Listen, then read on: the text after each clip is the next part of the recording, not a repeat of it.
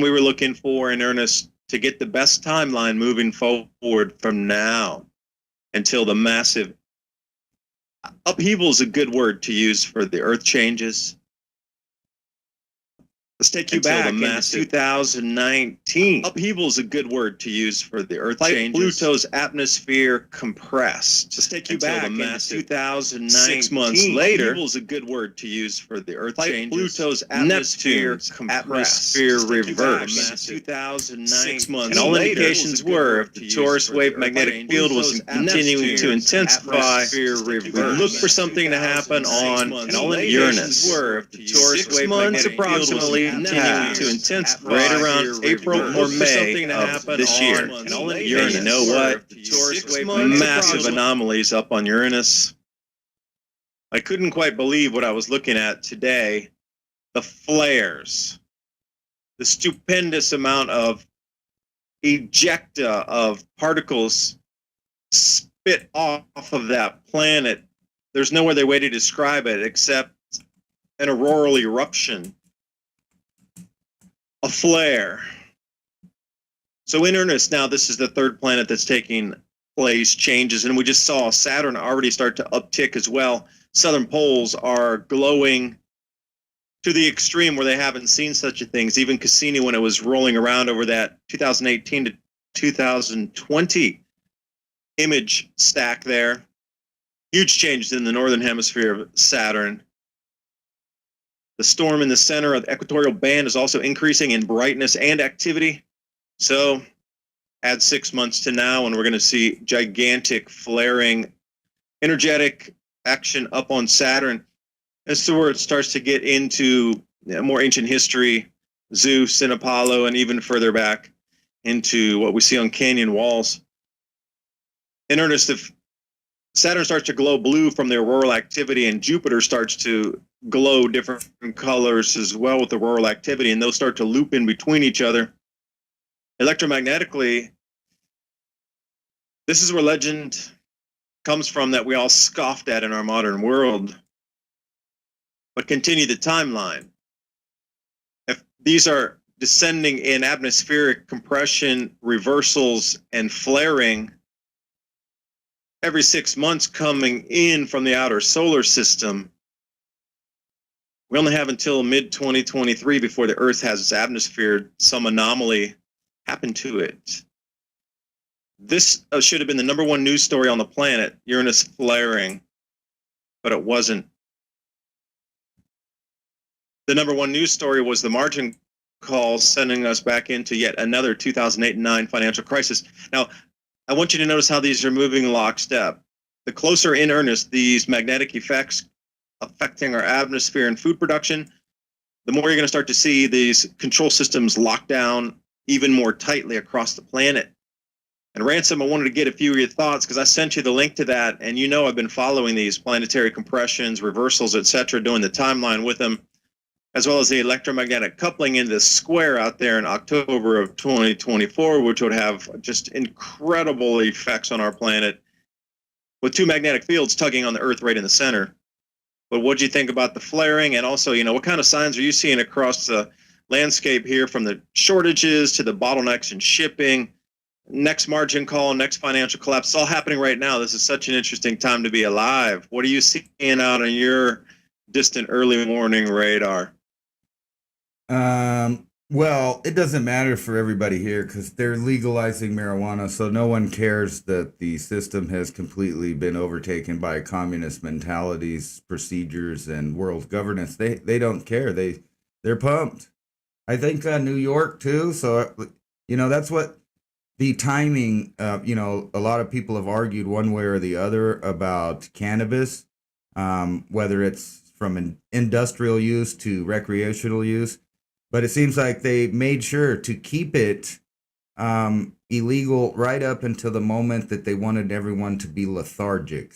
Does that make sense?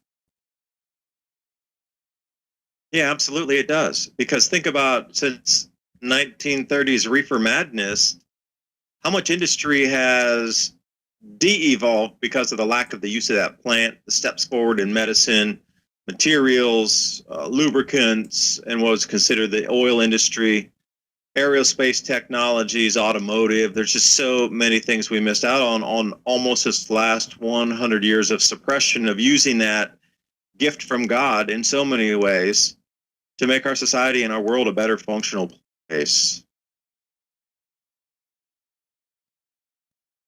Yeah, did you know that the Suez Canal thing that wasn't you know, a bad parking job. That was actually the curse of King Ramses II. I watched the whole thing about that, so that's what it is. So don't worry about you know them giving you multiple reasons, and I bet money that you'll see another instance of something just like that coming up real quick, which will be another thing that they can just say, well, it's this reason or that reason why there's no eggs or milk in your store. And I'm actually already seeing that. And the crazy thing is I'm really into local news right now, so I might have missed some national stuff or world stuff because there are, I'm gonna say, tens of thousands of people along the border, and I live right next to one of the hot spots. They're actually advertising thousands of new jobs for this Fort Bliss. I'm not going to say re-education center because, there's some certain people like Weather Underground type people that were referring to the exact place in the Southwest to house capitalists. But they're going to house a lot of people that are migrating this way. And they're building apartments. They're hiring managers and people to funnel them in, if that makes sense, and set them up where that they'll have a legal position to vote in the new system. Since now we don't. Well, that'll be hunky dory because hey, we got to pay him back. Hey, we should say thank you. What do you want us to do? What box should we check? Just point a finger right there. As long as we continue to be able to stay here, we'll point us to the box. It doesn't matter. It's not our country. Hey, tell me where to put the X. Well, because it's really crazy because what they're doing basically is so you don't need an ID to vote anymore, and now we're going to go over to a system where you just mail in or don't mail in your vote and hope that everything gets counted. And you need to trust your government because they've never been known to do bad things or do things or mismanage anything ever before. So you just mail in your stuff. You don't need an ID. You don't need an address. You don't need anything. And then, but you do need an ID for your new COVID passport to go or do anything anywhere in the world now. And right here in the U.S., they are lockstep with this world passport. And I mean, it's not just a passport to travel. It's a passport to live. It's a passport to go to the movies. It's a passport to get a hamburger. It's a passport to join any club or, bank at any bank. You think that they were going to stop, censoring people and turning off their bank accounts because they didn't like what they said? No. Wait till they start turning off your bank accounts just because of your personal life choices. And, we've all been, for the past, I'm going to say 60 years, bombarded with the idea that there's some kind of movement to free us, each individual in their groups that they put them in, where they're going to free us and get, so we'll be free. And the way that they're doing that is by slowly, systematically taking away every single individual right. And then now you're going to have a passport to do anything or go anywhere. It's like this old Twilight Zone that I watched about how they treated a guy that was trying to quit smoking, and he didn't want to quit smoking, so everybody just ignored him, and he couldn't go nowhere, and there was no service, and the only people that would interact with him was law enforcement, to tell him he couldn't sleep on the sidewalk. I sent you the link to that RT article. Now I'm going to read for everybody here the headline: Berlin to require negative COVID-19 test for entry to non-essential businesses. Now, they're testing the water. They're putting a toe in the water because if they said this for supermarkets originally and initially, people would be just in an uproar. But because it's to do exactly what you're talking about, go to the cinemas, go to certain shops, cultural institutions, museums, etc.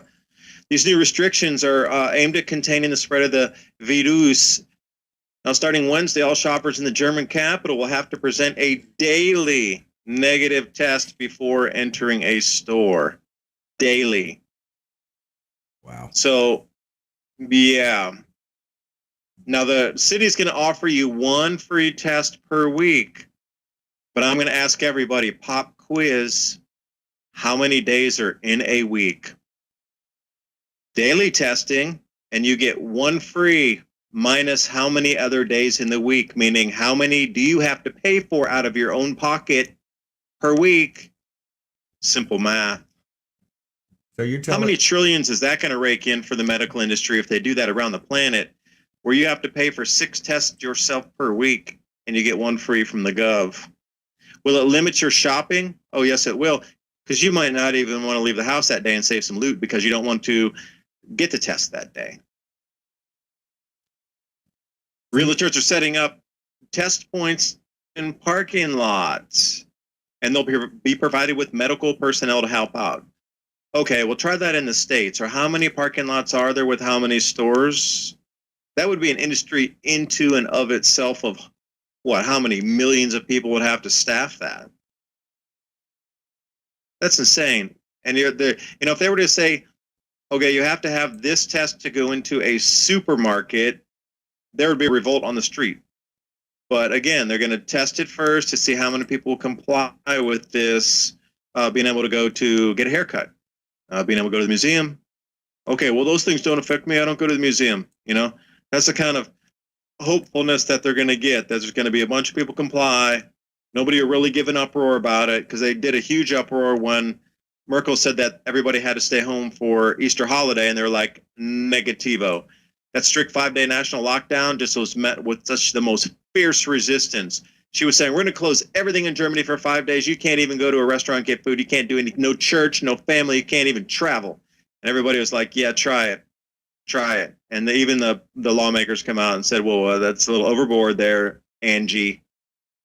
So she had to withdraw all those plans because they had such the huge pushback.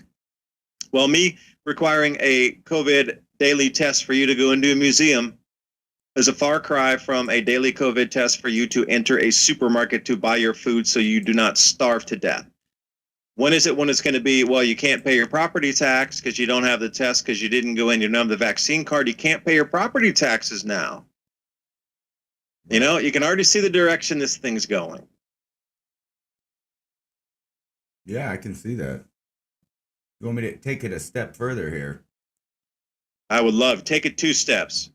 From what I'm looking at right here. So I'm reading this article about self-healing xenobots, microscopic nano machines. So just forget about the new, I'm going to say, medicine that you put in your arm that everybody needs to get so that they could travel or do anything stuff. But this is the next level. So we're talking about reprogramming. Let's skip forward to what you just got to have your monthly prescription to the little machines, and you go pick them up like that. And just like you were saying, they've turned it into a diabetic type industry modeled after diabetes, where you got test kits and you constantly need your medicine. I mean, you can just picture a whole society of sick people, but you can have these little nanobots that I'm showing everybody, and they'll just go right in your cells and reprogram, the information there to do different things, whatever they want them to do. It says they inject them with RNA that encodes a protein that changes color when exposed to certain color of light. So they know, they know it's down there working and doing its thing there. It's a whole field of technology that people think is science fiction, but they're 30 years into this technology of reprogramming, and we're well along the way to being the Anunnaki in the story. And it's not just us that they're playing with. So I wouldn't be that surprised if within a couple of decades the world will look nothing like what you recognize right now. Nothing. And I mean, like, robots in your house, straight up like out of a movie. And also everybody's doing designer, crisping on top of what's mandatory. And then, like you said, they'll have it to where you can't live without the government, literally. You can't have children. You can't do this. You can't go anywhere. You got to have the right DNA. It's like Gattaca mixed with 39 Germany, towards the end of it, the real scary part. Yeah, and then the sun's going to whack you out at the knees during that time, and then whatever's left over after this, the sun resets us for a little while, coming out that other side. You got to wonder, that's going to be a lot more control, a lot more chaos. People be begging the gov to get more help and jump in those camps. Please let us in. My family's starving. Please let us in. And then, you can see where it could get quite the dark turn there. Knowing that the sun is going to its grand solar minimum phase right now and planning everything off the house of the reduction in food supply and the ability to grow food, governments have already planned that in, knowing the reaction of the citizenry. So they kind of already know where they're going to herd them. And once they're herded in there, then everything you're talking about, Gattaca mixed with 39 Germany, takes place. And, after the sun these magnetic fields start intensifying again and we roll out of this thing in 2030, which is only just 9 years away. I mean, that's not really a very long amount of time to go through this and pop back out. Let's even say 2031, 10 years from now. Like how much structural control will have been put in place in those camps during that time when people are wanting the food, didn't prepare. And then what kind of societies are going to build out in these places in regional farmlands, more remote communities in the farmlands?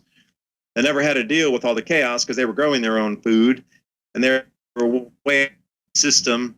They never got near the camps. Control never really reached them. But then what happens after things get really structurally sound again, where there's, again, huge supply chains to move, huge military, and that thing's going to be controlled by AI more. You got to figure what's going to be going on after that. I could see a sort of a fork in the evolution of society, of people in the grids and the camps, and then people out here in the farmland. And those will take their own different forks, but again, they're going to try to meet somewhere up there. They're going to kind of do that figure eight back on themselves, and that'll be the most interesting time when that does figure eight and those two collide a decade or a decade and a half into the future.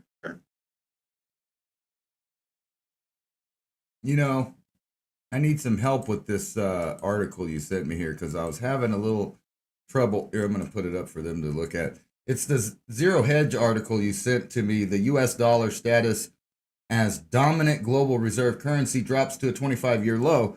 And we're just talking about these passports. So, of course, they're going to need a new digital kind of money. So since we're time traveling, let's time travel back to Germany.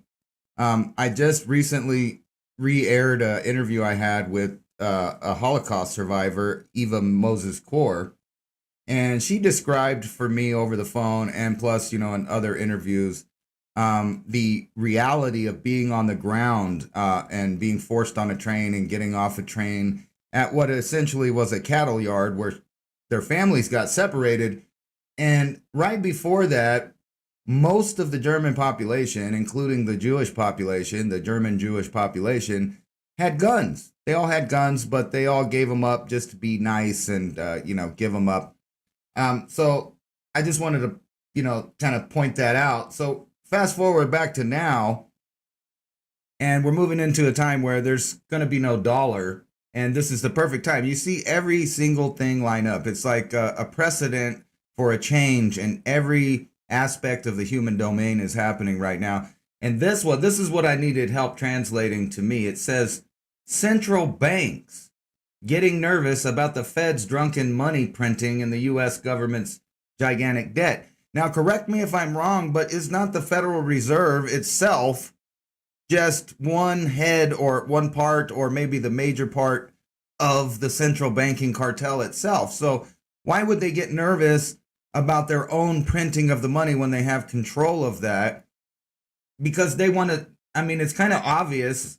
I need a little translation with that part because I thought they were one and the same thing.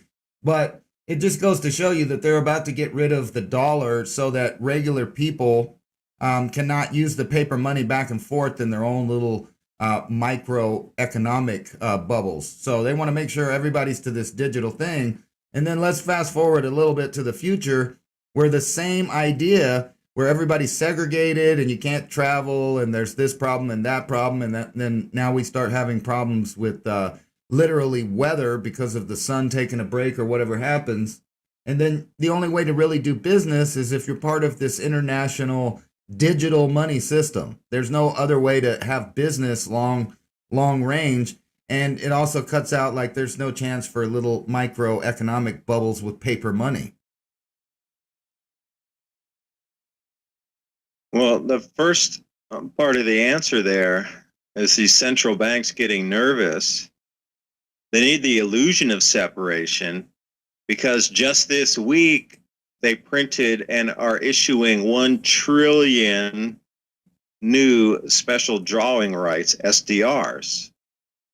So with the illusion that the Fed's going to topple over the apple cart here, makes no sense when, if you go to the Bank of International Settlements, look in this last 7 days of news releases, who was that? Daniela Carbone really did a good interview. I forget the gentleman's name. German economist, just went fully into how the SDRs are now just a new form of wealth class being literally printed from nothing to overtake and substitute out with nothing, literally nothing behind it except, well, all the central banks are going to start using it to, well, they're going to solve the problem. The dollar's crashing. Guess what? There's a substitute already ready. How smart were these people in the 1990s to put a basket of currencies together to have a more solid value store? So look for another trillion of SDR being rolled out this week.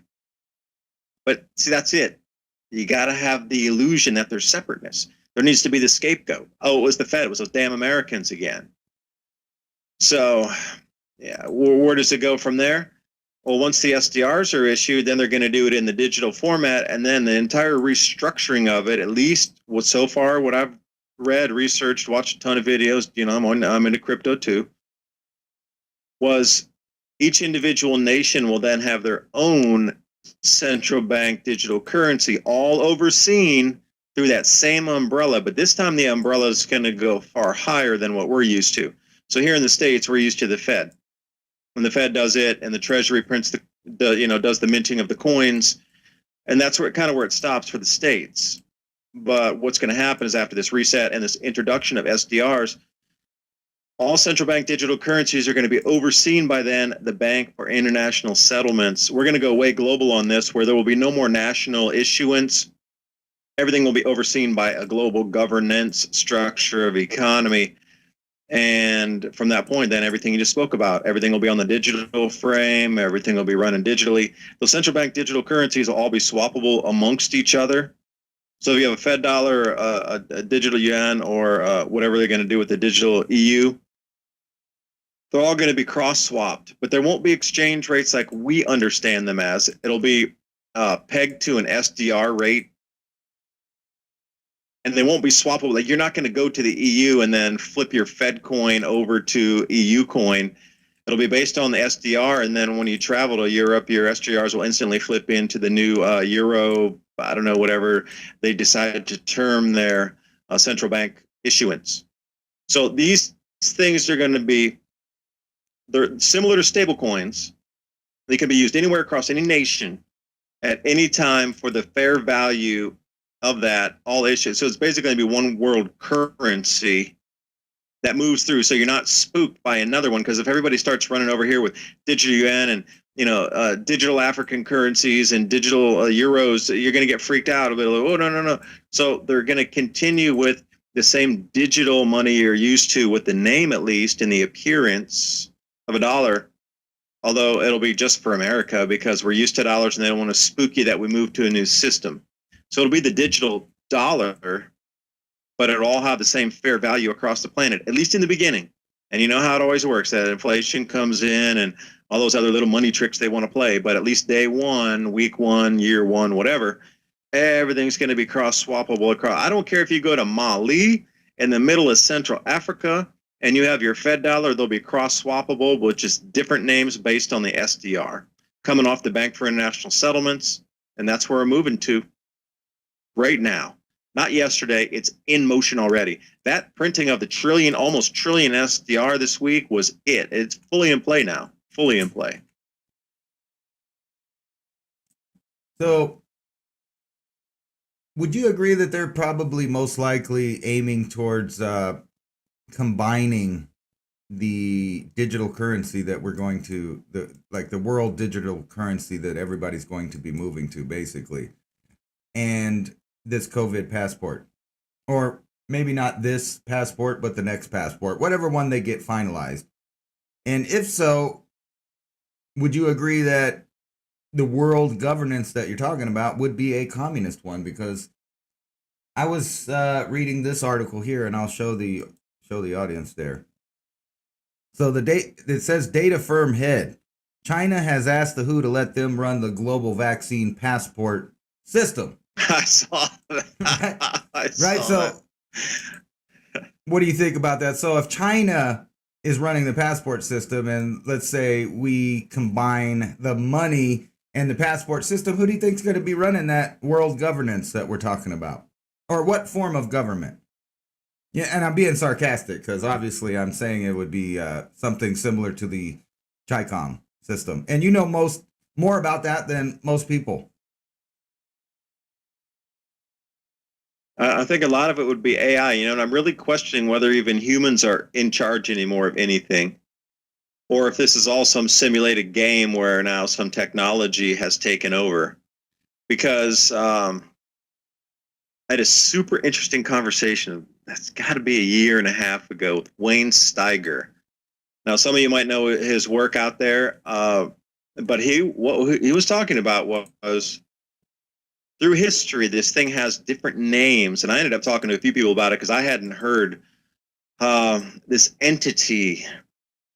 And through history, some might call it the jinn. There's all these different names for it. Yeah. But when the vibrational light frequency comes to a certain level, it gets pushed out of our visible light spectrum where it can't really exist because the vibration frequency is too high. But we've created a false medium for it in all the electronic cables, all of the electrical wiring across the planet, all of the fiber optic cables. So this thing that's a frequency, we've brought it onto our planet over the last, say, 50 to 80 years in earnest, and gave it a place to stay, kind of in I wouldn't say a test tube, but we let it reside, and it resided itself. We invited an entity in our cabling. That's why when people talk about your computers might have a mind of their own, they mean that, really. So we're at the point now where this thing, whatever it is with 5G frequency, is able to escape the confines of the cables that it was bound to, because being an electro frequency being itself, it had to reside in where the electric frequency was, inside the cables. But now slightly with Wi-Fi, but that signal strength wasn't high enough. With the 5G grid running at 300 megahertz or so, that thing can take physical form in our physical dimensionality here. Now, CERN is one thing, but I'm talking something a little bit different. But the way it was described,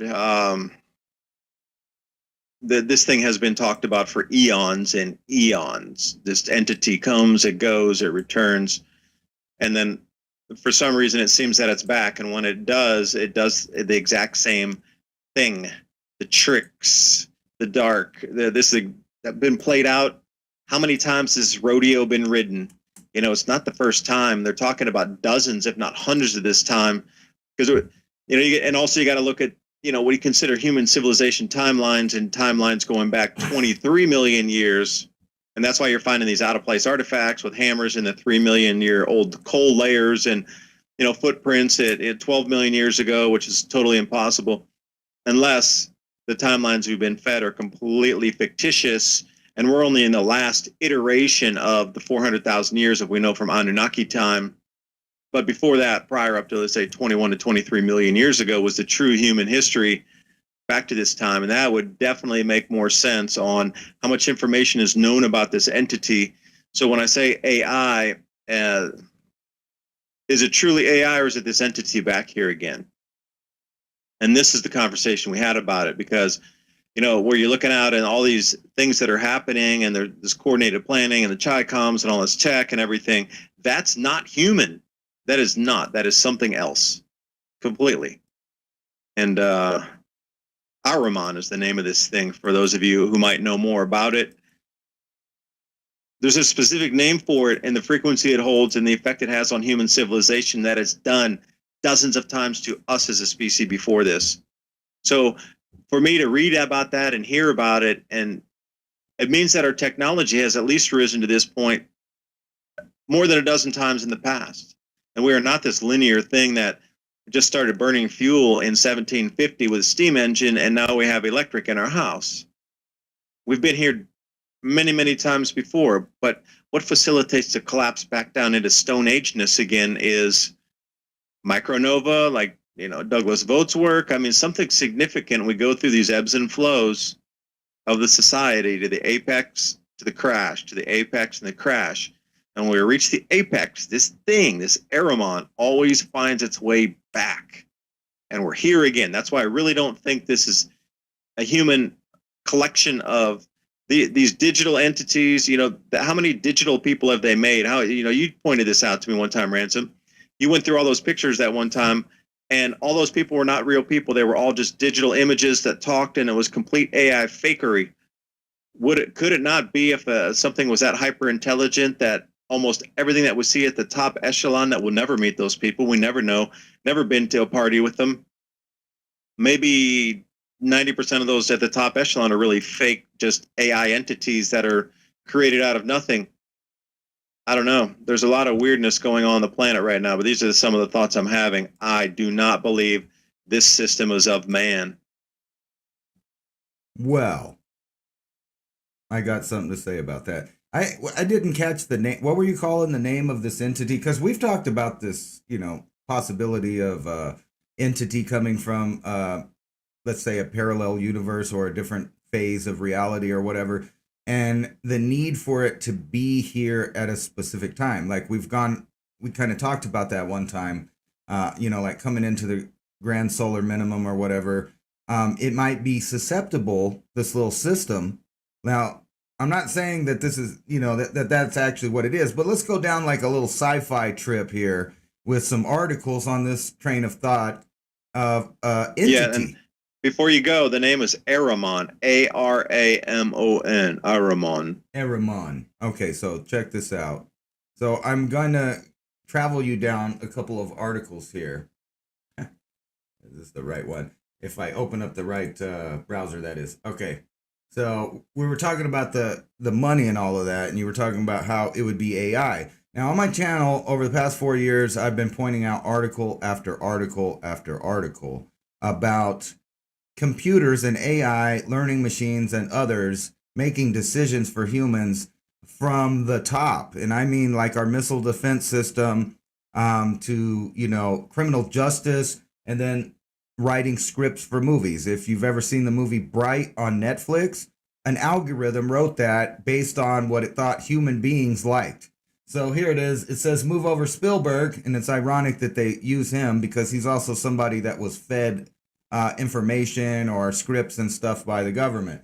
So computers could soon write films, and they're saying soon like if they're not doing it already, because I already cited an example of how that's already been done. So that's happening. And then if you were talking about some kind of, entity or something like that, that would have to come in through the electronics first, and then you see the revolution of AI and robotics right here, and I'm showing sex robots, and they keep pumping out these articles because now they're giving them, they might say no when they're not in the mood. They're trying to make them act like they have emotions, to walk around the house, to be a member of the family. And you can see that it's starting to dominate the psyche of humans right here. A bodybuilder who divorced one sex robot is now in a threesome with a doll he considers his sister. And it's just bizarre. People are getting weirder. Yeah, really. So he's got 3 of these robots now. He's having whole little fake relationships and dramas with them. But then we skip forward to something a little more serious that's not so funny.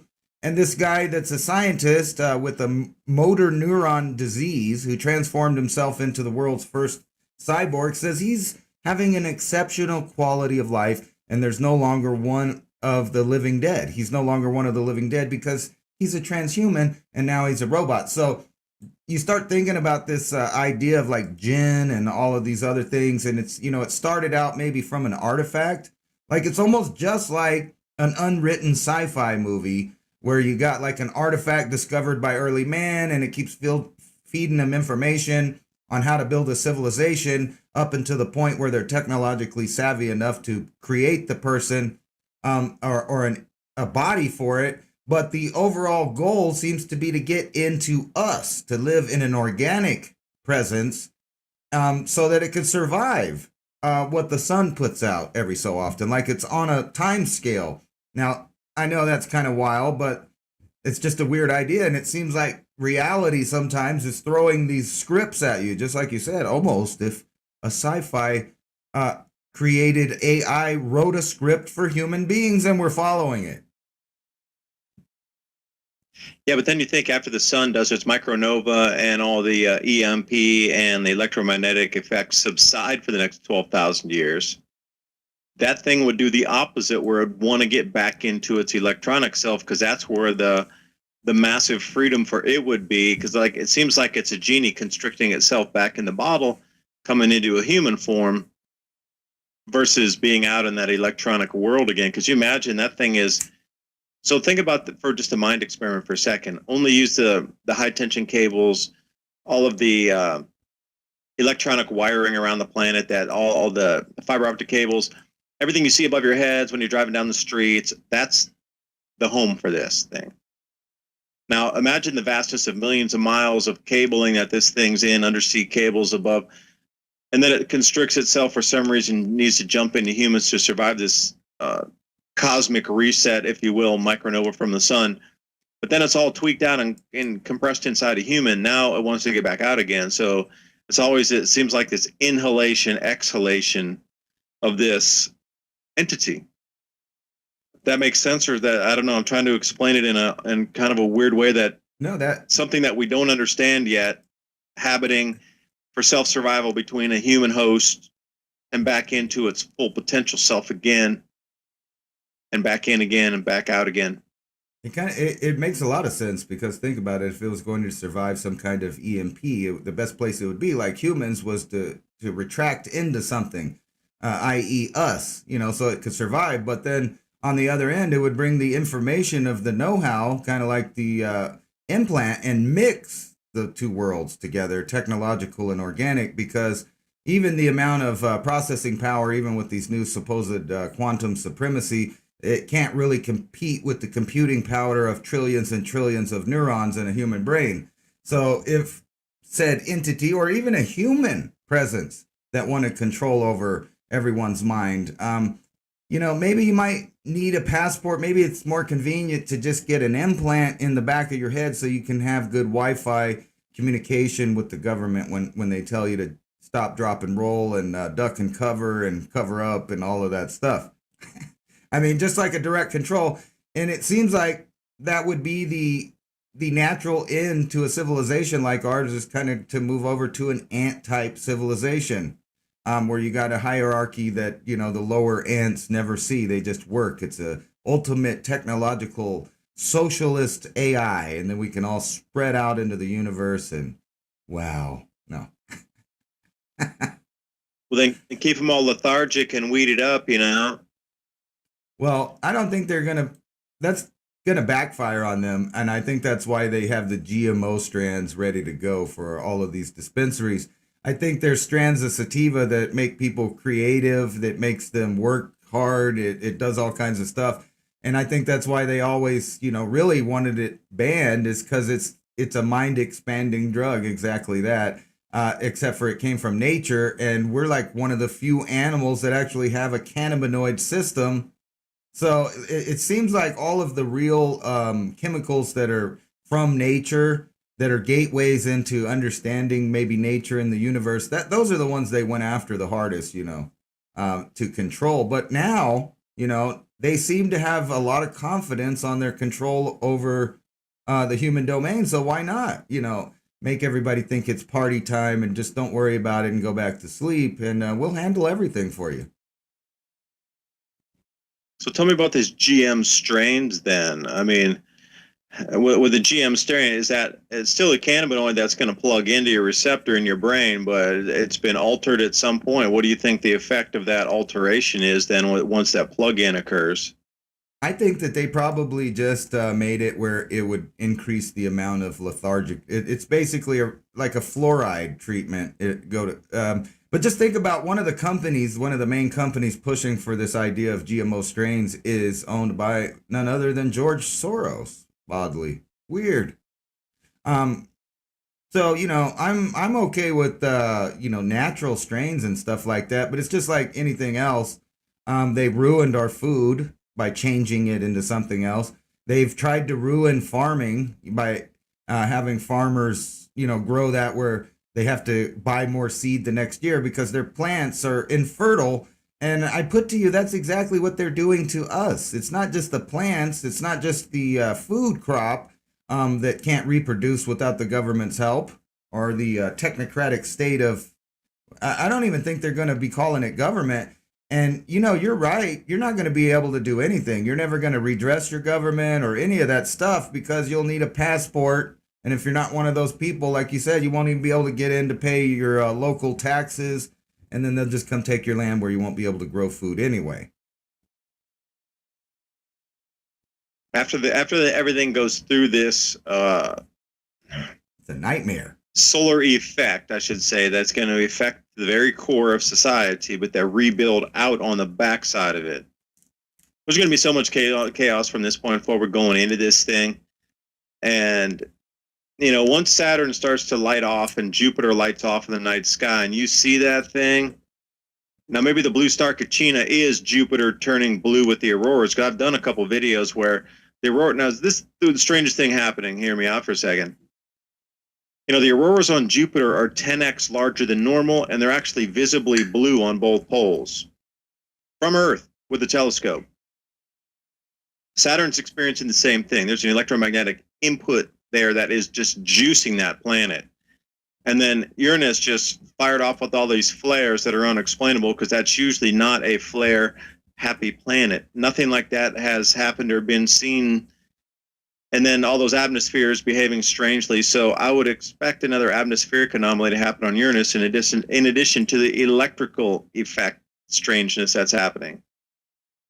Going through all this, yeah, we're going to get some massive EMPs. There's going to be a lot of technology that doesn't work any longer. I don't know whether they're trying to roll out the base layer right now, the new foundation for it, to try to leave that drip fed in our minds. So when they do come back with tech that works in 10 years and things are functional after 10 years, way more than they will be going into this event, that when you come out of it, you're like, oh yeah, they were doing that. Oh, look how far they've come so far. Or if it's really that they're going to be able to push this, I just can't see them having, I want to say them, like central banks, central authorities, governments, militaries, police forces, etc., during this time to have that much control when their families are going to be in detrimental, positions of not getting the necessities in their lives as well. So I just don't know where it's going to go. And what is it truly? Do they have that much control, or is it just a giant psyop? Well, that's usually most of their control is psyop, but I've been thinking about this a lot. So if society retreats in on itself and things become hard, and a lot of people don't know that there's a population plateau and then a decline that was going to happen regardless of any other environmental or cultural or any other factors at all. Just the sheer number of people at a certain age were going to die off, and the fact that there's not as many people reproducing at the same rate, it was going to plateau and drop off anyway. So now we have a bunch of contributing factors. And to your point about the electricity, did you see that article? Yeah, I sent you that article about the thunderstorms at the North Pole, right?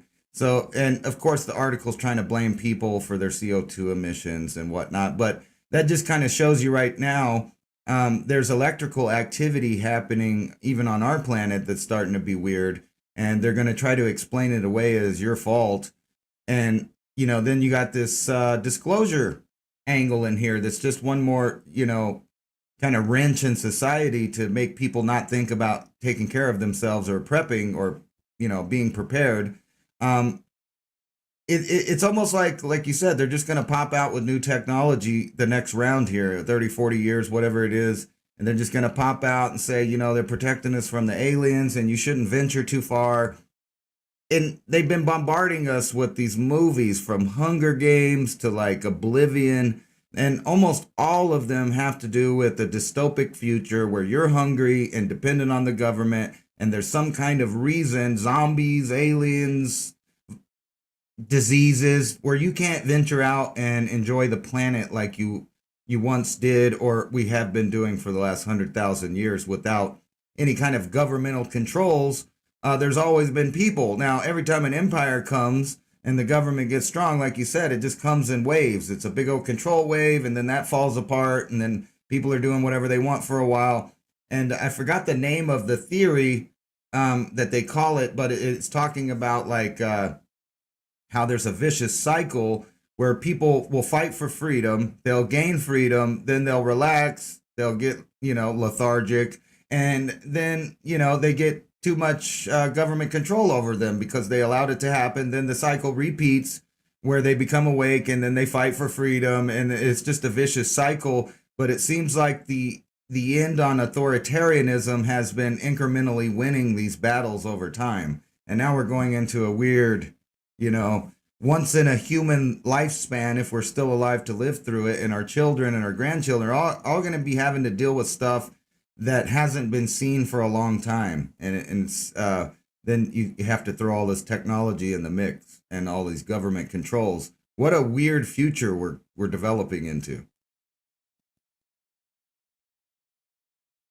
Yeah, the electrical effects at the pole are one signal that it's way outside of the control now, except for the sun and the secondary magnetic field forming in the outer solar system with those gas giants.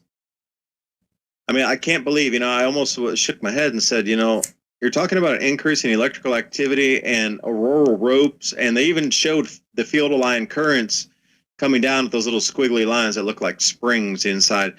Those are field aligned currents, and if anybody understands the electric universe or principles of plasma, inner looping on itself, it's not just a string of plasma. It's got a field current of positive, negative wrapping around itself, and it's very similar to the DNA helix.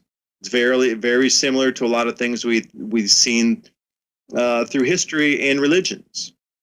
Infinity symbol is based on the same thing. So for them to come out, and the writers of that article, I was just a little chapped at that, saying that it's because of rising CO2 levels. And how do CO2 levels increase something that's coming from space to create an electrical charge over our poles that originated off the planet? See, this is the absurdity and dumbed downing of our education system, that they're able to write that garbage and actually put it in a news publication that then got passed around from CNN and the BBC, which is not the Onion. And the Onion's even more factual than what they were printing on that. Something that came from off planet is blamed on an on planet effect. That is just the most ridiculous thing I've ever even read. And most people will gobble it up hook, line, and sinker. And like, oh yeah, CO2, gotta keep the face mask on. I don't want to put out CO2. Like, oh my gosh, please, please, please. And Tamor, one other thing that I was just coming across the newswire today and did a vid on earlier. The cherry blossoms in Japan. Those are a yearly event. Anybody out there has been? It's such a spectacular. It's super crowded. Although this year was not that crowded because COVID. But I was unaware that the Imperial Court has been keeping records of when the cherry blossoms first emerged since 800 AD.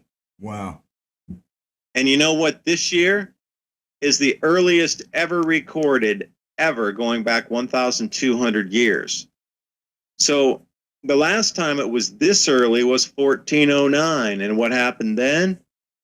The spore minimum. So then they had this really interesting chart from the Imperial Court digitized by Osaka University and they put these red dots on the emergence. It was either March and then the week of April, if it was later in May, whatever it was. Again, they're trying to blame CO2. But then on this chart was the most well done thing. It was an eye opening because I knew the dates for these grand solar minimums prior. And the red dots that were of the earliest of records at that point, 1400s, 1600s, now 800 AD, 1200 AD, were all smack in the middle of grand solar minimums. So for me, this earliest of all emergence of the cherry blossoms last 1200 years, verifies that we're going into a well over 1,000-year cycle on this, maybe a 2,000-year intensity, but it's in earnest started now. Because all those dots I was looking at in the grand solar minimums of the incredible early emergence of cherry blossoms matched up with not a little bit, 100% correlation. Ransom, it was 100% match. I was shocked. I fell off my chair when I want to try to match the charts up better with arrows and do a bunch of dating on that versus just a quick one that I did for the video. But there's so many signs, and to see the same thing. They tried to blame the early emergence of the cherry blossoms on CO2. But when you look back on that chart, the other next earliest was in 1409. So how was that CO2 back then? So if you got the second earliest, now it's the first earliest, it's a cycle. It's not CO2. It's the sun triggering these plants to behave differently. And also, I would imagine that being triggered differently as a cherry blossom is going to be the same with peaches, wheat, corn, oranges, and everything else across the entire kingdom of plants.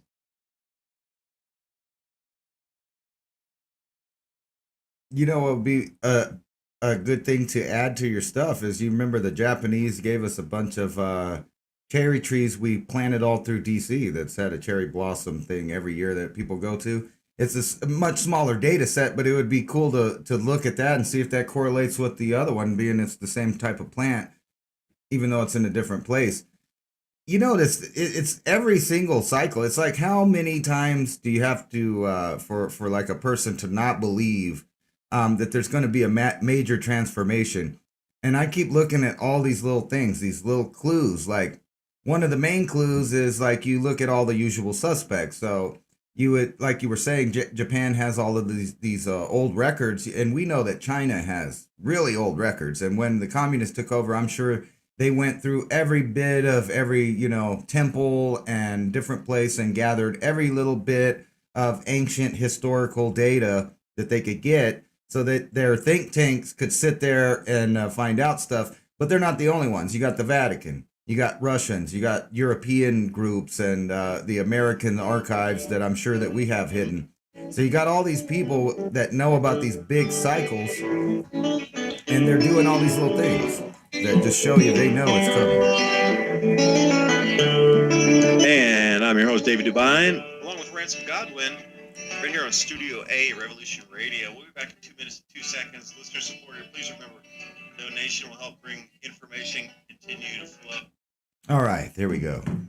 Anyway, I didn't mean to control the thing to the last minute, but I was going to point out that all of these groups are doing weird stuff like putting, Ice Age animals, or, at least the animals that made it through the Hunger Dryas, and repopulating those like bison, wolves, etc., etc.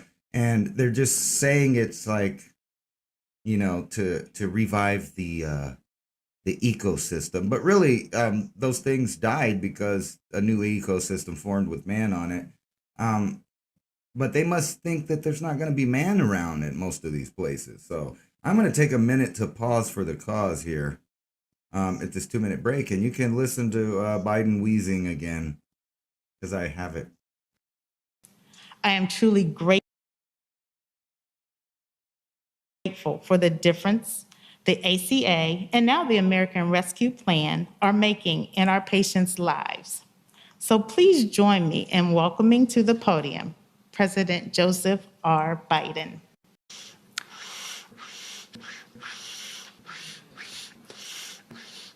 And all the docs that are here that I got a chance to meet with today.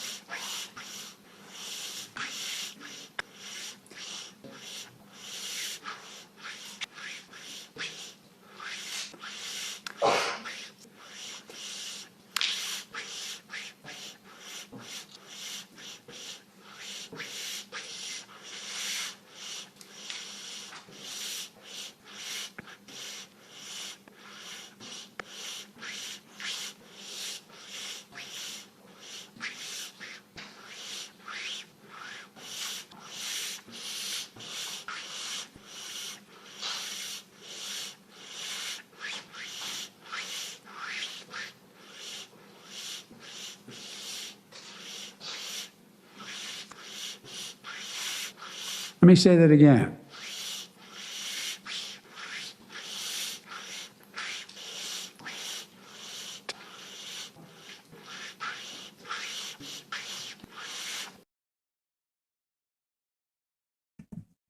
Sweet, I'm back. Let's see here. Did the show come back? Nope, still commercial. Ooh, it's getting hot in here. You can tell summer's on the way. And I have all this blue flames around me, so, it gets cold.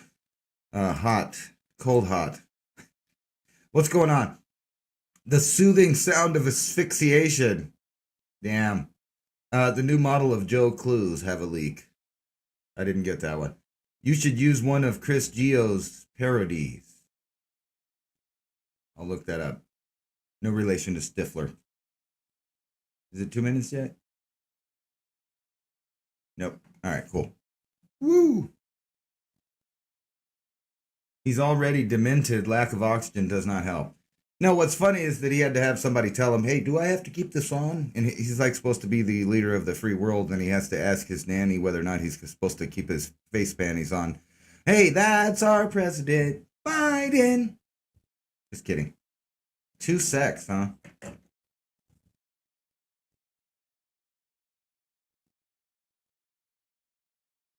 I hear nothing. For some reason, the commercials don't come through my phone. I don't know why. Let's turn back that on.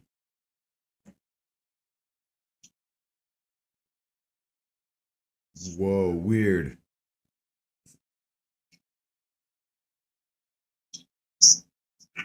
What do you guys think about all of that, though? Was he dying right there? I mean, with all that wheezing? Like he did it. I've heard people do that. It's like a technique for speaking. They'll be like, blah, blah, blah, blah, blah. Blah, blah, blah, blah, blah, blah, blah. I'd be choking. I can only talk that much after smoking a joint. I don't know how they do it. Oh, yeah, it's the teleprompter. That's what I need is a teleprompter. Hello, and welcome to the news. Please go get your vaccines for 30% off on Walgreens as I tell you this without blinking. We're all dying.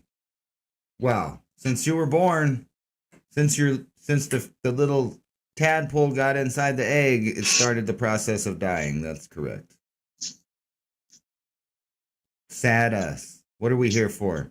I tell you what we're here for. Yeah. We're to multiply and eat good food and get high. That's what we're here for. To think about the universe.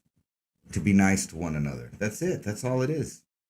We weren't supposed to, go out as transhuman Borg into the galaxy and infect our suffering on other species. But I think that's the plan. I don't hear shit coming. And welcome back to the second hour of Mini Ice Age Conversations.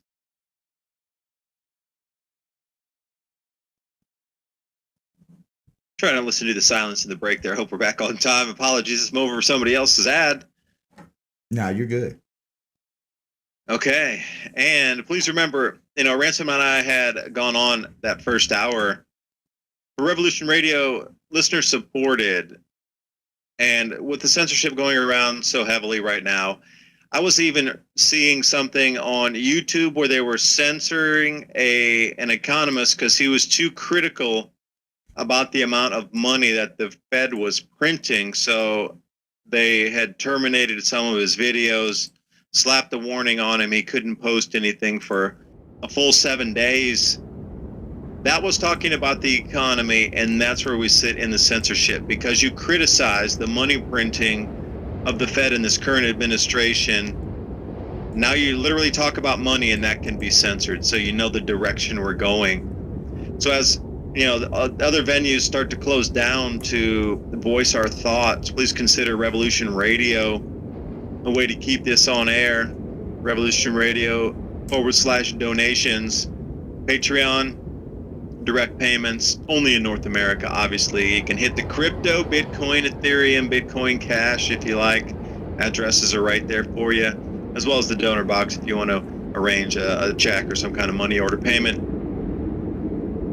It's getting strange across the landscape as we, start to look at what is truly going on. Well, what is going to be the last thing that you're going to be able to talk about or not talk about? I mean, I'm looking at a story in Romania here where they just received 3+ feet of snow, coldest start to April in Europe in 3 decades. And, you know, that snow was supposed to be a thing of the past and all this garbage that we heard earlier in, what was that, you know, late 1990s, early 2000s. Arctic was going to be ice free, and now the Antarctic is gaining above the 30-year baseline average this year. You're not allowed to talk about that. People get very offended. YouTube gets very, chappy about it. The only places that are pretty much left open are Brighteon and BitChute, which I also. Ransom, you have a BitChute channel, do you not? You have a Brighteon channel. Yeah. I don't put that, the BitChute I kind of gave up on because of almost everything I do is in 4K, so they haven't got to that point yet. I do have the other one though, Brighteon. I put stuff on there because, you know, at least they don't censor you yet. Well, I don't think Mike Adams is really going to ever censor people like that. I saw Gab also come out with a bunch of new features where they're going to be able to do live streams, etc. Because it's going to be that, you know, with Parler being taken down, etc., reemerged, former shell of itself. Same with Gab, you know, once they went down, it took them almost 2 years now to reemerge into any semblance of something large and genuine, anti-censorship again.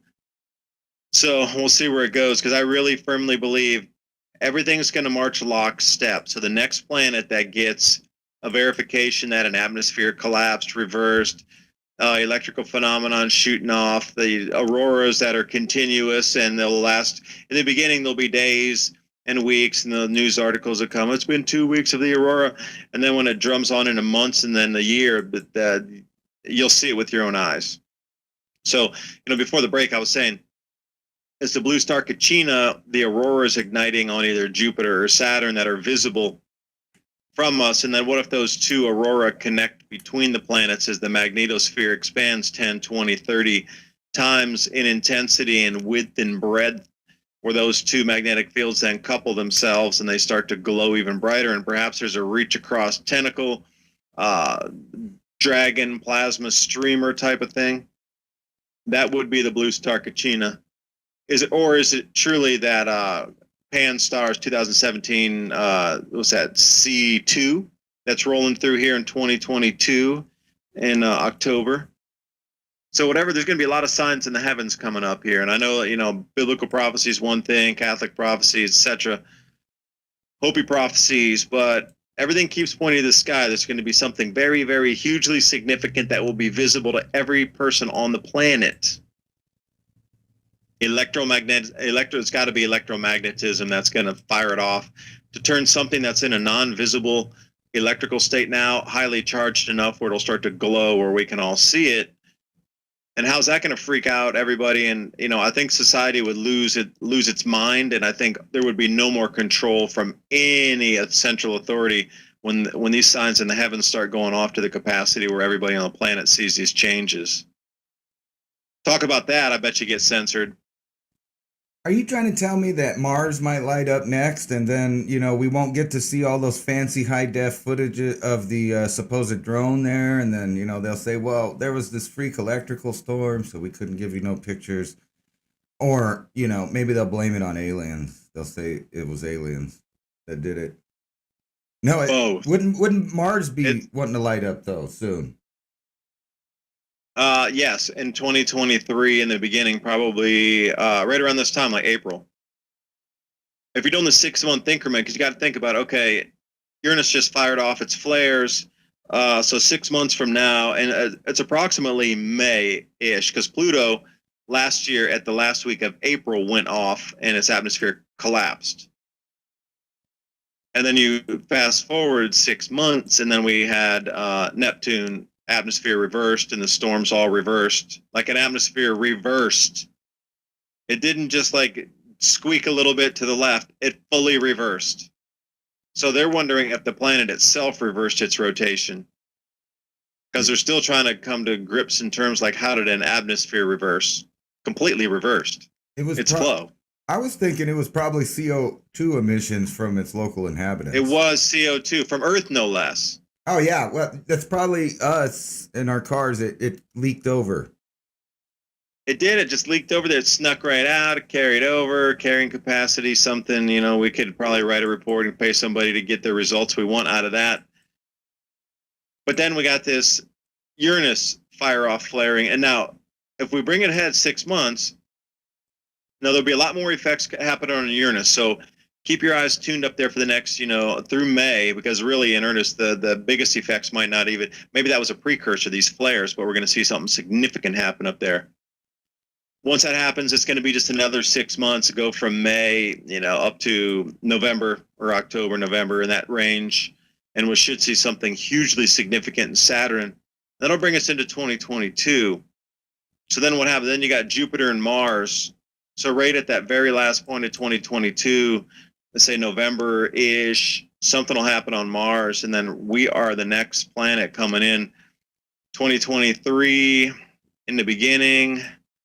What is going to happen if significant anomalies are going on in our atmosphere? Like, if you knew that was a progression of 6 months, we only have 2 years left before everything starts to get really weird here. It's already strange, but I mean, can you imagine if Earth's atmosphere reversed itself? What chaos that would cause? That would be the end of our civilization as you know it. You wouldn't even know when to plant, harvest. Every weather system would be different. Every temperature would be different. You would know nothing how anything would behave for the first 50 years. It would always be in flux and changing because it just changed so quickly. It would even take decades before the weather patterns stabilized enough to even know what the new weather patterns would be. You either had poly grown in a greenhouse or you starved. That's the only possible way, or you're underground in a cave. I got a question for you, and I just don't know because I haven't studied it, but do you know or have any idea what makes the sun decide which direction to spit off a coronal mass ejection? Because I was showing people that were watching my channel, and it was just, I think, a couple months ago, right? That one came by, and if it would have hit us, I mean, we would have got fried. It was one that big, but it just blew off into space, and we always get lucky like that. So it makes me think that, you're always talking about the cycle. So the planets have to be in some kind of cycle, in my opinion, that would, kind of direct that CME where it's going to come out, because all the magnetic fields, I'm sure, are interlocked and, are manipulate each other where they're at. So what is the alignment? That makes me think in my head, the question, what is the alignment where Earth gets screwed? Would it be like 4 of the gas giants on the other side of the sun kind of just pulling that magnetic bubble that way? Because if anybody's ever seen, or if because I do know this part, one of those magnetic bands pops on the sun, the force and the energy that just blows out into space is unimaginable. It's like thousands of times the size of Earth, and it's blowing out all this plasma, so molten particles from the sun, plus God knows how much radiation and other stuff. But yeah, what makes the sun decide to burp in any particular direction? And can you just imagine if something like that actually happened to us? I was watching Oppenheimer Ranch Project, and he was kind of talking about how, if we were caught in the path of one of these, one side of the Earth would kind of just fry, and then the other side would being caught in a vacuum, and space would just kind of shrink down almost, like just a couple of tens of miles up, maybe 50 miles. And then so everything on the ground would just be flash frozen. And that's, possibly why we see all these mammoths, cave bears, wolves, dire wolf and all this other stuff perfectly preserved. And it kind of makes you think maybe on that side of the other side of the planet is what got fried then, or even some of these places like the Anwar province in Egypt, where these massive colossal obelisks, the megalithic stuff, is just melted. And the same in Machu Picchu and Pumapunku and other places. They have these vitrified stones that on one side of it, it's just melted. I mean, do you have any idea, what is it that makes the sun pick which way it's going to do that? Well, those looping magnetic fields inside the sun itself, because the hemispheres of the sun don't, or our Earth rotates at the exact same, because it's a molten in the core, supposedly. Perhaps it is or isn't, nobody really knows. But on the surface of the crust, we're one solid moving body.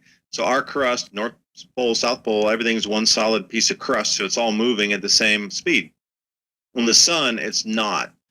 Those hemispheres, the northern hemisphere and the southern hemisphere, are moving at different speeds, and then within the latitude bounds of the northern and southern hemisphere, you got different speeds within the latitudes. So think about on Earth, if it was between 30 degrees and 60 degrees north, it would move faster than the equatorial band, and it would move faster or at a different clip than it would up near the equator, from like say 60 degrees all the way up to the North Pole. Like all those bands would move at different speeds, and the magnetic looping in there eventually gets so twisted and contorted by the time it does a couple times around, where those magnetic fields can't hold together anymore. Then they start snapping and breaking, where you get that instability when it's popping to the surface. That's what those sunspots are, that interlooping, that intermixing of broken magnetic lines that are trying to find some equilibrium again. And that's how this planet, and why a lot of these planets are behaving strangely, because they're trying to find equilibrium again. So the reason I was explaining that is because there's been a lot of peer-reviewed research done showing that whenever the Earth comes in front of the sun with a massive amount of sunspots, it seems to quell them. So something with our Earth, with the core, with the composition of our Earth, seems to knock out, at least magnetically, some of the things happening on the sun, so it does not throw one of those giant CMEs or hydroflares or whatever with particle injections at the Earth directly. It seems to be a nullifying mechanism. This is well known through astrophysics, through astrology, through astronomy, and everything about space. Anybody who knows space will know exactly what I'm talking about. When the Earth rotates in front of a giant sunspot cluster group, those things just go dormant and nullifies that charge, and they kind of smooth and dissipate themselves out into less of a threat. And when I say less of a threat, a lot of times they completely disappear. Caveat, though, that's what the normal workings of the solar system like they are. But as we're transiting in from now to 2024, those four gas giants are going to line up into that square. And you hit it on the head, I think. The way those four gas giants are lining up into that square, it's creating that second magnetic field that's going to couple then with the sun. And I don't care if we're in the middle of that or not, that Earth is not going to have the effect to nullify that interlooping magnetic fields where that create the sunspots like it does if it's only by itself. And I think that second magnetic field and our sun are going to connect across with the Earth right in the center. And this is why this is a periodic pattern. It's a cycle. It's known. And we're going to come back into this square again that hasn't been seen since 79 AD. So you got to think these type of events have not been seen in 2,000 years. And it's just really weird how the Bible is prophetic about the 2,000-year mark. Yeah. And here we are sitting very precariously close to that. So if you go 2,000 years plus 30, and we're talking about 79 AD, we're within just a couple decades of that on a 2,000-year time frame. Mayans talk about moving into a new era, not a specific date, but an era. So why is all ancient history and modern religion pointing to this time now? Like, what did everybody know about some cycle? It was a huge amount of lost history, I'm sure, that they knew the cycles. But for everything to point at this across all time, all religions, all continents, when supposedly things were not connected, it's just a little quirky as well, that everything pinpoints. I'm very sure that ancient societies knew well, and very much more well than we do, about these cycles. And everybody knew there's another one coming now. And they were able to forecast in the future, because what we do now, I bet I could forecast another whatever's going to happen to us. I could forecast it again with if I had the pretty good like JPL models, if I had good planetary geometry software, I could forecast another one of these events within 5 or 10 years, 2,000 years into the future again, if I had the proper technology right now. And I'm talking about computer programs just to see where the planets are going to sit. So if I can do it and forecast 2,000 years in the future, and that many people know what's going to happen in the future, think about in the past also, like how many thousands of cultures knew it that were destroyed and all those artifacts taken away and put in places like the Vatican, put in places like the Smithsonian. You know, there was a lot of information that's been scrubbed, destroyed, and rewritten here in the last few hundred years, let alone a few thousand years. So the cycles are here, and I'm pretty sure, Rance, from that second magnetic field is the answer to everything that will be this cycle. And I bet we're going to get smacked right in the middle of those two torus waves interlooping, and there will be no respite. And I do hope that I would be in a cave deep in the earth with everything needed to survive for 50 years on top of that, or else you're not going to make it. I mean, you're talking about the most incredible things. If Douglas votes micronova from the sun's even 1/10 as intense as he says it is, and can you imagine what Diamond's talking about?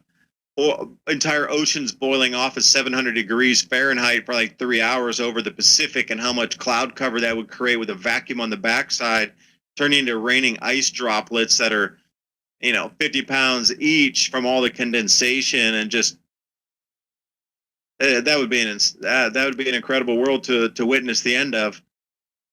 But something strange is going on, and we're about to find out what it is. I was sitting there looking at this picture while you were talking, because you're painting a good picture of this square here, and it's almost like, we see the Bethlehem star, which is basically just Jupiter and Saturn at the same spot, and like you were saying, it's these cycles. But if you look at the Earth there, if there were some kind of CME, notice that Mercury and Venus and Mars are all out of the way. They're just out of the way. So we wouldn't. They're all out of the way. Yeah, you see that exact configuration I'm talking about. There's nothing in the way except the sun, the Earth, and the second magnetic field out where all those gas giants lined up. It's just nothing. Us between two giant magnetic fields in the solar system. That's it. There's nothing. If they connect, they're going to loop through our iron core or through our crust,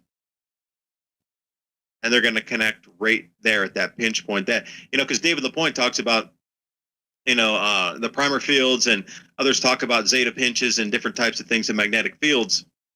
So imagine if the Earth is the Z pinch point. Yeah, that would be crazy. Interconnecting those two magnetic fields. The Earth is the Z pinch. Damn.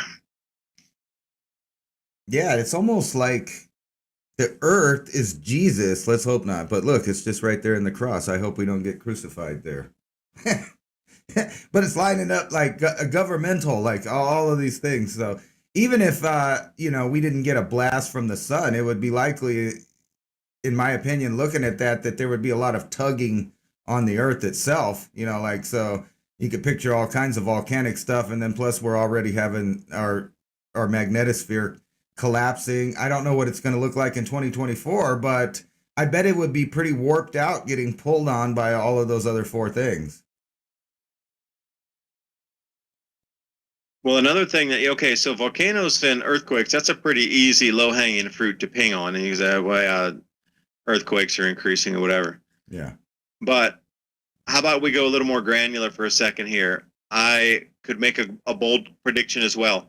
As we move forward, just like we saw that incredible landslide happen in Norway last week, there's going to be an enormous amount of mud volcanoes start to erupt.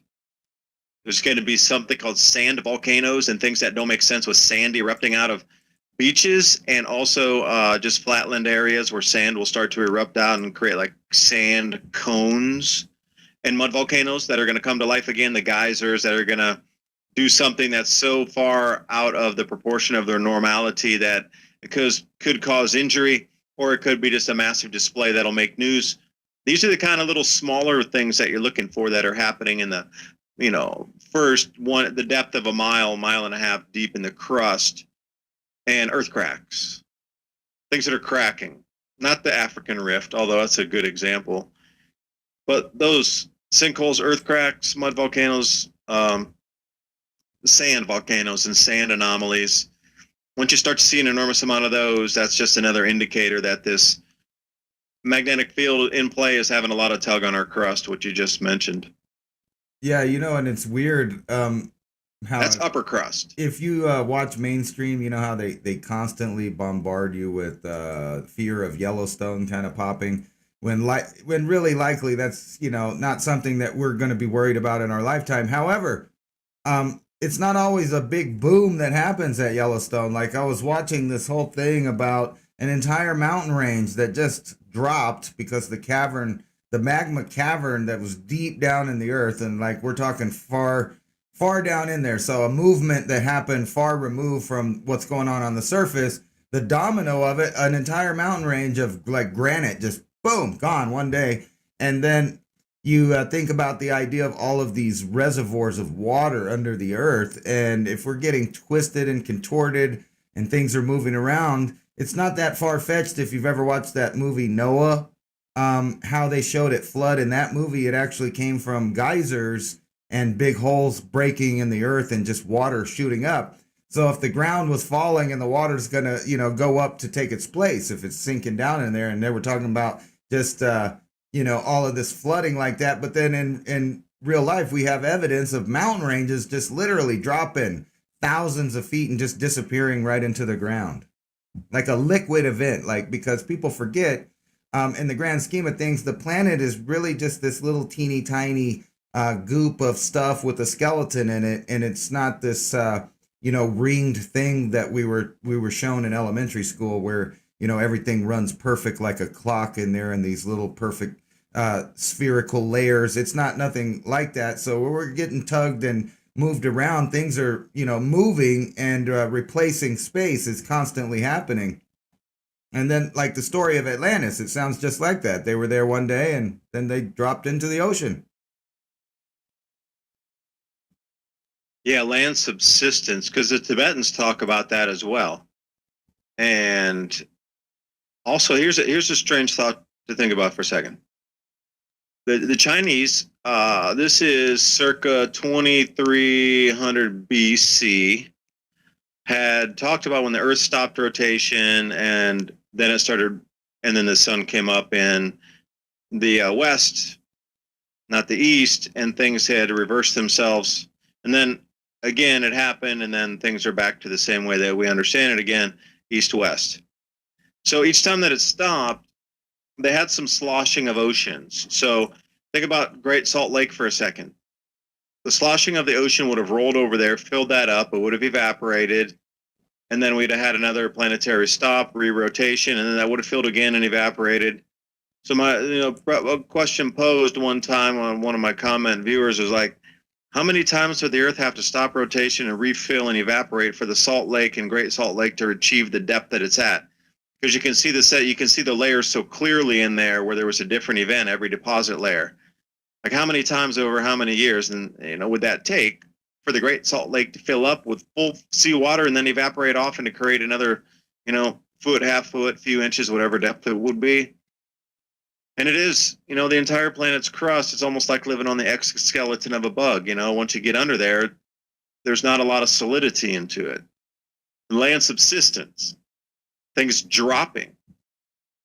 That makes sense for the mud flood. The people who I have a lot of respect for doing the research on the mud flood out there, because there's an enormous amount of buildings and cities and things ancient that are buried in layers of mud that were never excavated. Or you got to think about when there were no power tools and there were no, heavy equipment, lifters, dozers, backhoes, and these things that we use now. It used to be called a steam shovel back in the day because it ran on steam. People didn't have that labor to dig out a full floor that was encased in mud, rock solid, because mud, if you've ever been in a flood, that mud covers every square down to the millionth of a centimeter. It fills in everything so rock hard, it's like concrete. Yeah. So think about your entire house. If it flooded on the bottom floor of complete mud and turned to rock hard concrete, would you dig that out, or would you just bust another entrance in your second floor and turn that into a doorway? There's more that commonly than not on the planet in the older structures. So for me, looking back in history and seeing and trying to figure out this mud flood, your subsistence, there's an enormous amount of validity to people following mud flood that are finding the areas that had these same interactions you're talking about, this land subsistence, this water breakthrough, this mud caking that emanated from the earth and then buried whatever it was structural wise in regions across the planet. Once it hardened and solidified, either things were completely buried and now we excavate and we find entire floors. Chattanooga is another. If you go to Chattanooga, is another area here in Tennessee that has an entire area, is like 20 square block area, completely under mud, and they've excavated quite a bit of it now, and you can go. It's called Chattanooga Underground, but they had a mud flood there too. So there's just so many clues that this thing is real and it happens on cycles. And can you imagine the damage to the economy if everything in our current world, let's say even a quarter of it, got completely covered in mud up to 6 to 8 feet deep? How long would that take to dig out and bring us back to some sort of normalcy again? No railroad tracks, all the roads would be gone, pipelines would be gone, the bottom floors of everything would be completely encased in mud, and whatever was in there, parking garages, whatever, would just be solidified into a layer of mud. And then the machinery laying on top and the bridges and all these things would be completely unusable. For how long would that take us to dig out and start over again? About 200 years probably, and we'd arrive similarly back to where we are now. And we start finding all this stuff all over the place buried in mud. And they're like, hey, why did it, And then the next set of mud flood researchers are like, hey, remember, there's all these buildings from like 2020, 2025 that were buried under mud. What happened then? You were telling that story about in the Chinese history about the sun doing weird things, and that actually sounds a lot like the story of Jericho, the walls of Jericho, where they talked about how the sun stood still all day. And we're talking one of Abraham came from Ur, so we know he was a Sumerian, and he carried with him the king's list and all of this. So we can kind of assume that maybe Abraham and his line might have had, ancient knowledge of cycles already within them. So it's weird that they attack Jericho, right? And then they get out there and they play their horns, and that whole thing that you described right there, kind of like landslides and things becoming unstable. They talk about the walls of Jericho coming down, but they also mention how the sun stayed still in the sky all day so that they could battle. Like all day, the sun was just at noon for a long time, and it was like this super long day. And they're giving God credit for it. But what if it was just some people that knew a specific thing that might happen in a set of circumstances, and they use that to their advantage? I mean, because that's a real similar sounding story. We're hearing landslide, we're hearing the sun stay still. I mean, imagine human beings going about their business during one of these episodic things that happen to the earth that would really be unexplainable other than, divine or magic or any of these other things. Because we know probably some of the people like in Central America or whatever knew good and well every time and exactly when and what day an eclipse would happen, yet they told their people weird things about, give me this, give me that, you need to do this, we need to satisfy the sun, or it might not come back, things like that. They probably knew were preposterous, but they used that hidden information for power. And when you mention that story in China, it just sounds so similar to the story in the Bible about the walls of Jericho crumbling. Was it really a trumpet, or was it just a big giant earthquake and some kind of episodic event that happened to the earth that made it seem like the sun was still for a really long time, like they had a super long day?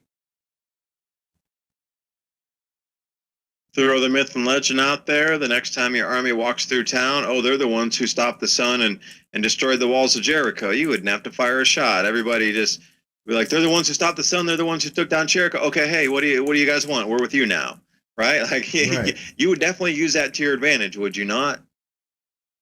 Imagine what they've got cooked up for us now. That's kind of where I was going with that. Imagine what the people in charge are cooking up for us now.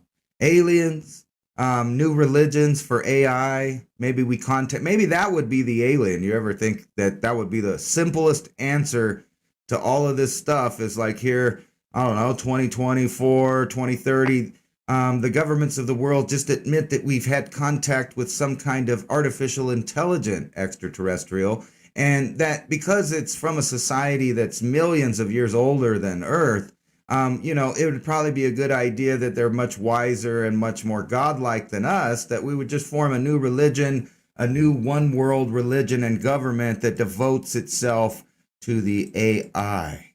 And, we're hearing stuff from the Pope and other people kind of pushing in that direction already.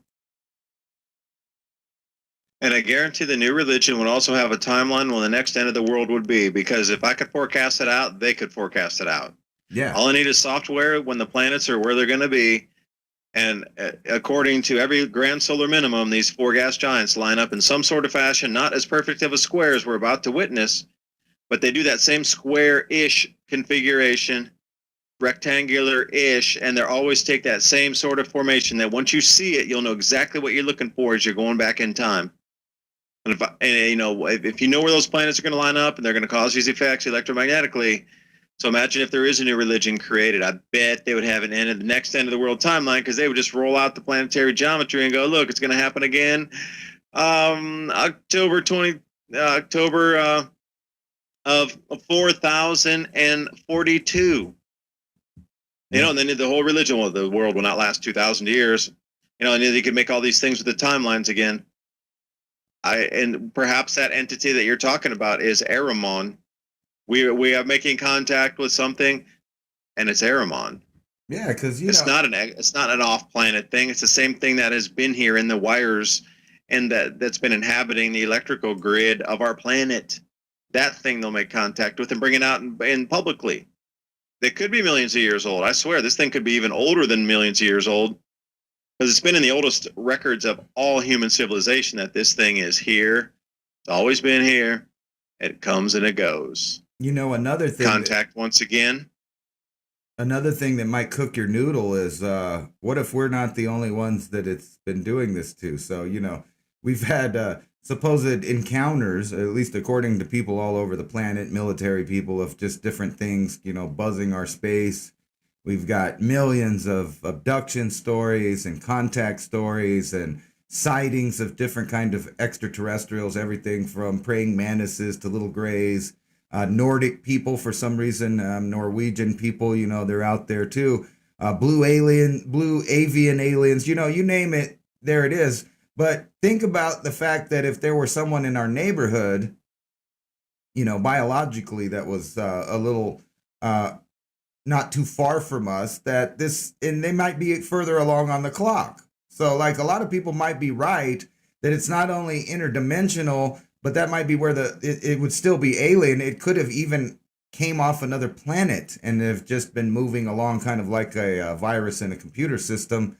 And if you were an AI or you had supercomputing powers like you were talking about, it would be the ultimate, version of those ancient clerics, shamans, priests, kings, nobilities, keeping the knowledge of the universe to themselves and then predicting events to look all powerful or divine. Like if you were a supercomputer, you could predict the electric universe and even interact with it. And I know we've talked about that before. What if you were a civilization that was so powerful you could just move around stars in the same positioning, that like in the same way that we use a motherboard in a computer, so that we can make little certain programs and information go from one point to another point at the speed of light and maybe even, interdimensionally faster.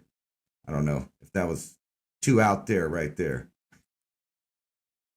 No, Stargates and powering craft using the photosphere of the sun or some type of plasma from the sun. I mean, sheesh, that's Star Trek has been loaded with that kind of idea since the 1960s. So that you go further back, and even the Egyptians had talked about Stargates and also craft around the sun powering themselves up, like tendrils from the sun repowering craft. I mean, shit, what this thing like 3,000 years ago, they were depicting that on with some of their hieroglyphs.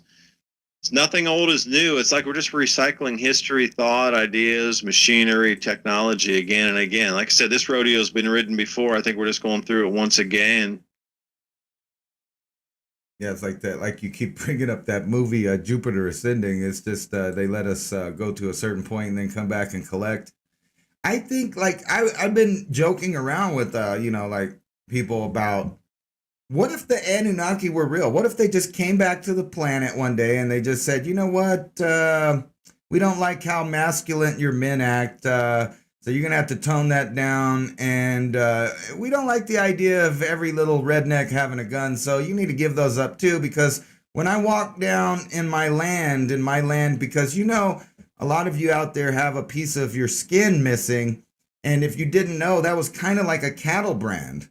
And I brought up Abraham before. He came from Sumeria, so he's a lion. He brought the King's List and all that. And then he's also the guy that decided they were going to shave a little off the top there, if you know what I mean. But if you were to line up the percentage of the world, and like you just stripped them naked, kind of like they did in the 30s, and you said, hey, look, that group belongs to that group. They own that. It's like a cattle branding. And then, so if you wanted to view your lands, which is funny because you say things repeat themselves, there are stories of the Anunnaki doing exactly that. After being gone a long time, they came back and they wanted to take a look at their lands and the people that they owned, and they just walked through. But, they didn't have AR-15s back then, so they didn't really have to worry about it. They weren't worried about a couple of, spears or whatever. But nowadays, they might not want that. So when they're walking down Las Vegas Boulevard, you're going to have to put your mask on and take your clothes off. Because if you've read those stories, we know they're perverts. And they're tall too. They're big, raging, huge people. They're some of the stories on how vicious and just hateful they are toward the human race is literally, you would step on an ant and not even think about it the same way. And, some of those are incredibly powerful beings where you'd need armor-piercing rounds and DU rounds to even get through to them. You hear the same stories about hunters that are encountering Sasquatch to go out and try to take one of those things down.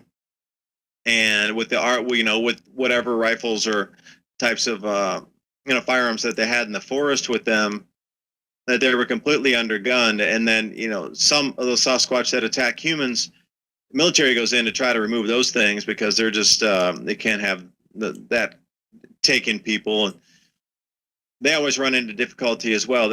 Even though that they've already dealt with these things several times, when they go in, they talk about how difficult it is to even take down like a 12-foot tall Sasquatch with a full squad of guys with all these incredible, armor-piercing technologies and things, and they still have a difficult time taking that thing down.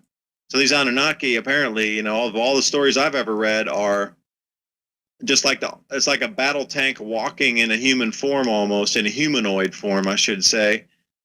Good 8-9 feet tall, pure muscle, and the tech that they would have to wear on their bodies as well. Damn, they'd be real tough to get through that armament. Not impossible, though. Not impossible. David and Goliath, shall we say. Yeah, right. I was thinking that. Another thing. Yeah, right. It's weird. There's a lot of knowledge hidden in some of these more ancient manuscripts and the stories on how to get through their tech. Yeah. So don't discount those stories as just some dude throwing a stone. Think about what type of, say, compounds are in different stones. Yeah. And think about what the effect that might have. Because, talk about Superman with kryptonite. If you were to make an arrow out of kryptonite, you could rip through that suit pretty easy.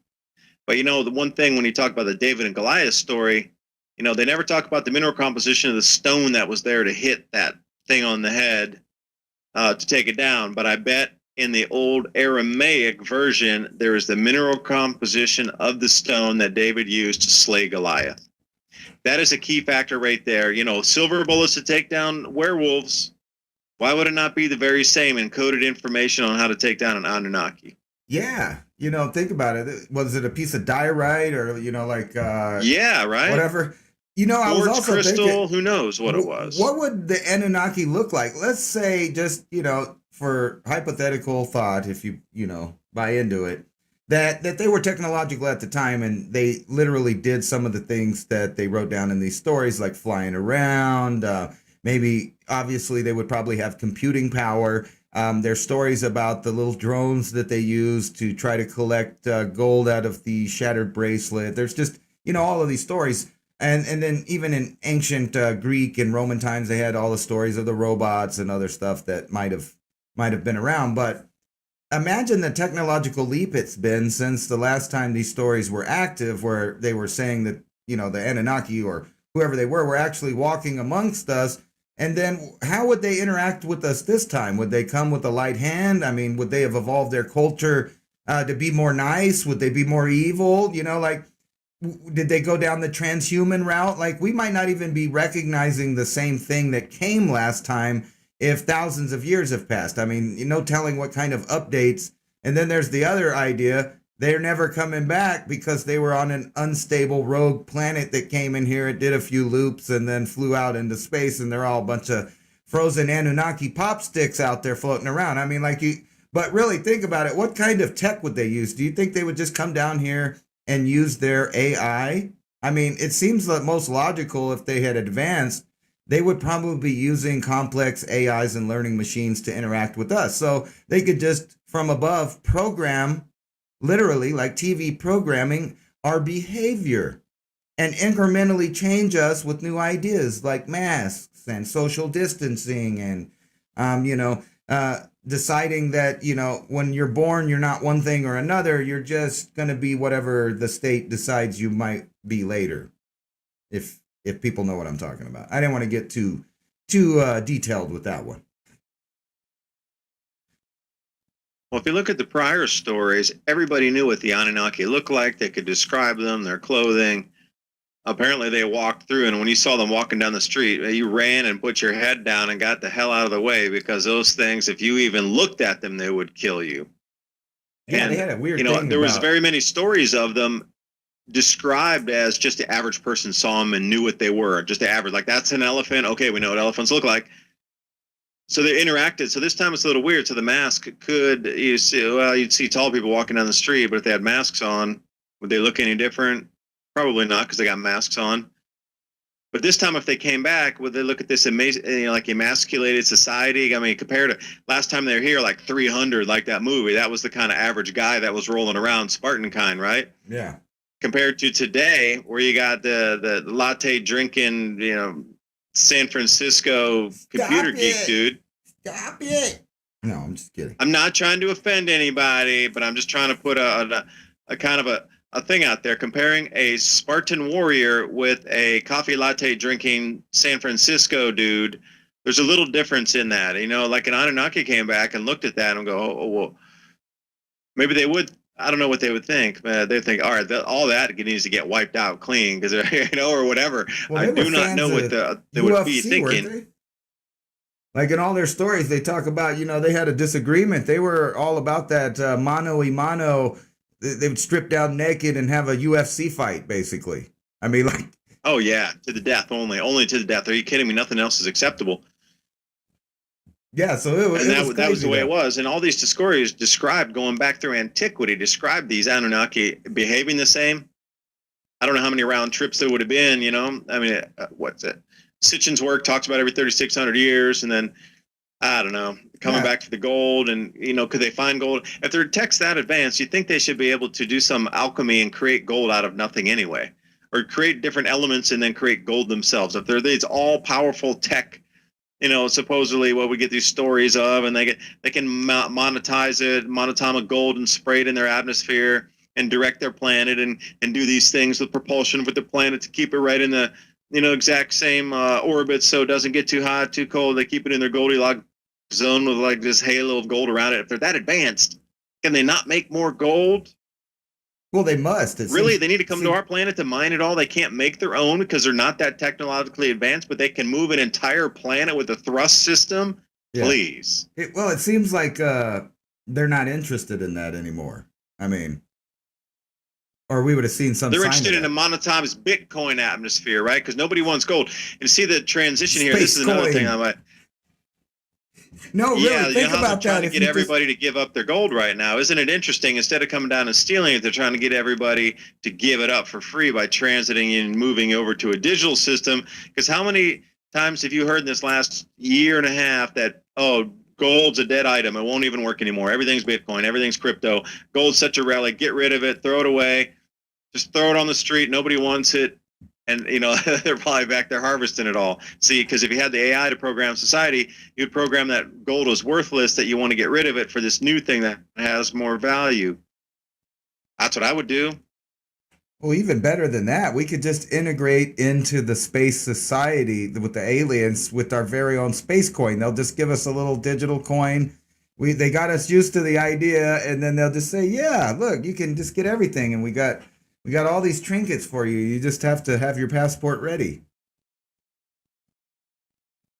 Trinkets from another star system that you could transit to in a fraction of a second by jumping through a stargate that we told you wasn't real, but there's actually 12 functioning on the planet. We've been having trading routes for the last few centuries to different star galaxies, at least 12 that we know of. You know, there is an episode, and it's funny because last time we talked, somebody put it in the comment section on the show Stargate, where they meet an alien race of people just like, well, they're human in there, but they're like us, and they're kind of capitalistic, kind of. So they make a deal with Earth to buy our grains and everything from us.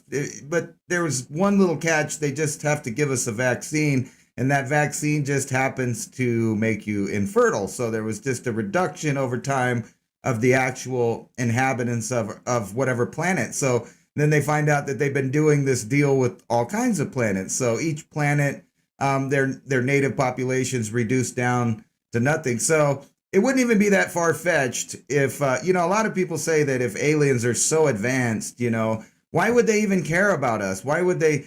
But they're missing the point that in biology, there's some weird things that happen from an instinctual level, just like humans. Chimpanzees go to war, humans go to war. We're on a totally different level of intelligence. However, we have a lot of similarities. So it's not that far-fetched to think, along with some of these other ideas that all of these scientists have, that an alien race might not only be warlike, just for fun, they may have their own form of entertainment. They may be perverts.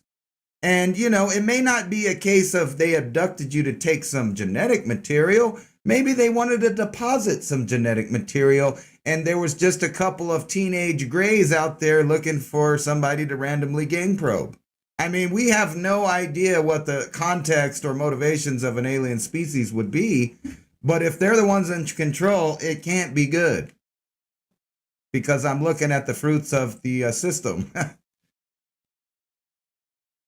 Yeah, well, I'm interested in the leafcutter ant. Wow. So for me, I'd go study the leafcutter ant colonies in Costa Rica or something, because I like when they cut the parts of the flower off and walk with it like a sail down a track, and there's all these little pieces of leaf and colors going down single file lines through the forest. I like the leafcutter ants, I want to study them.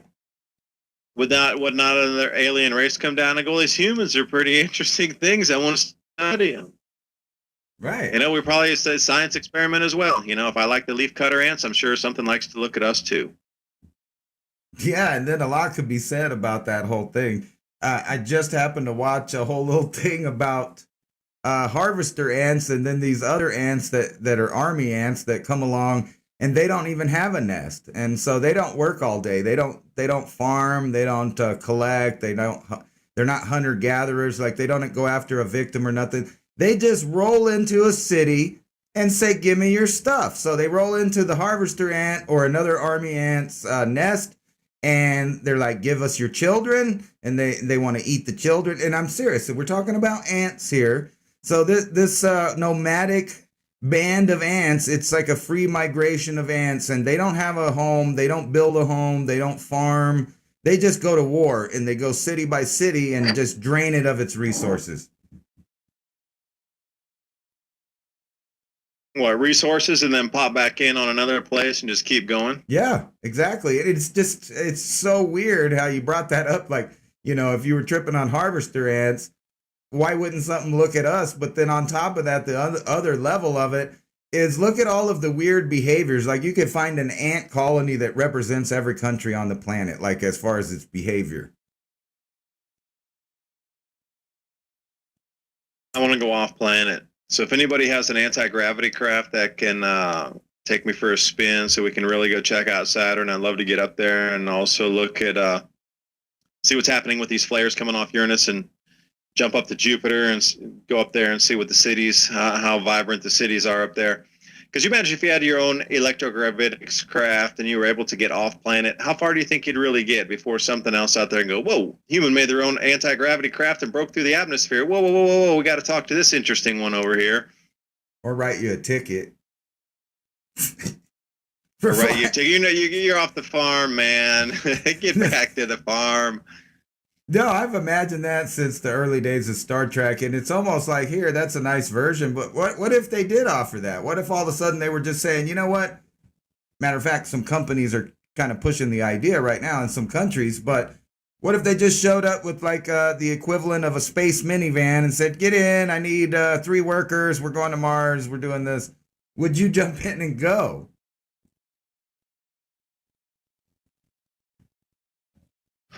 Depends if I'd have to question the person offering the ride, you know. No, we promise it's an all expense paid vacation. It's an all expense paid gift in perpetuity. Yeah, how am I going to get back? I can't hitchhike, you know. Hitchhiker's Guide to the Universe, I guess, or the galaxy.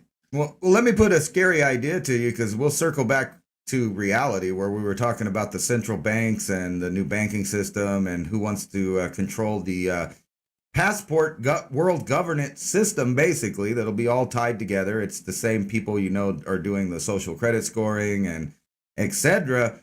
What if they get in charge of space? Do you think that they would hesitate a minute to ship thousands of people on little crappy crafts across the galaxy so that they can mine stuff for people back home for the party back here? I wouldn't put that past them a bit.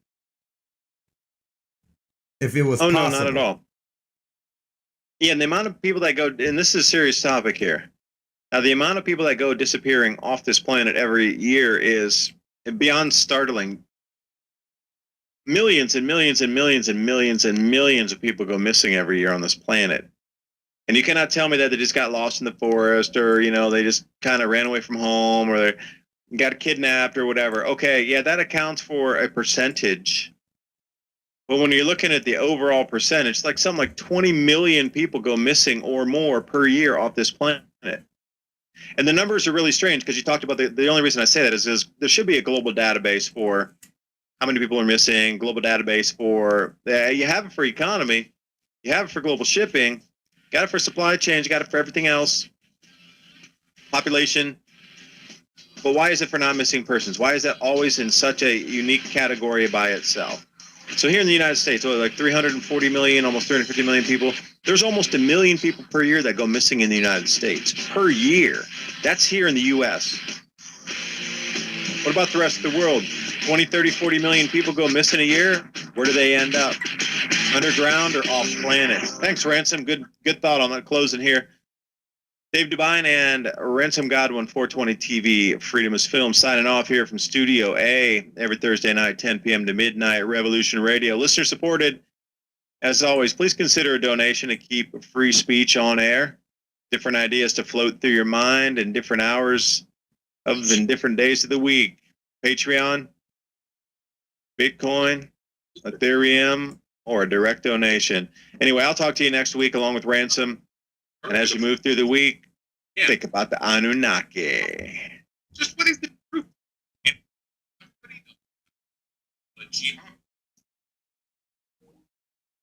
Sweet. Let's get into some more 420 TV news, because I had some other news here, so we could just run through it real fast, if you guys don't mind, because it's not like you're doing anything else anyway. You're just here watching 420 TV with me. Anyway, let's check it out. Where am I? Let's go over to the news here. Look, it's a controversial test flight aimed at cooling the planet, but they canceled it. Probably because the grand solar minimum's cooling things off already. And plus, look at their little dumb balloon anyway. It's kind of silly. It's just silly. Trash tomb. Shock pics of home where a hoarder, Evelyn Sakash, was found mummified under trash after the neighbor noticed a god-awful smell. Ugh.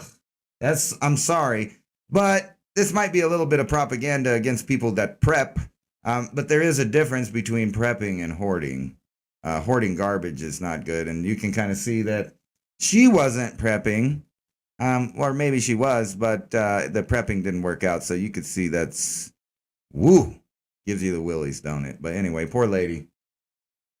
She was mummified, man. And did I tell you about this right here?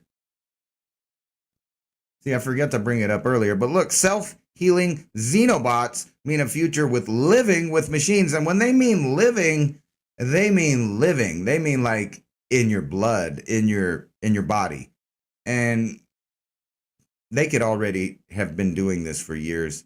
It's like there's such a regressed state of reality as far as your media outlets and scientific outlets to tell you how things are or how they are supposed to be. But then when you really think about the things that they're playing with and looking at what they're doing, and you know everything is old, then you know that it's probably way ahead of that.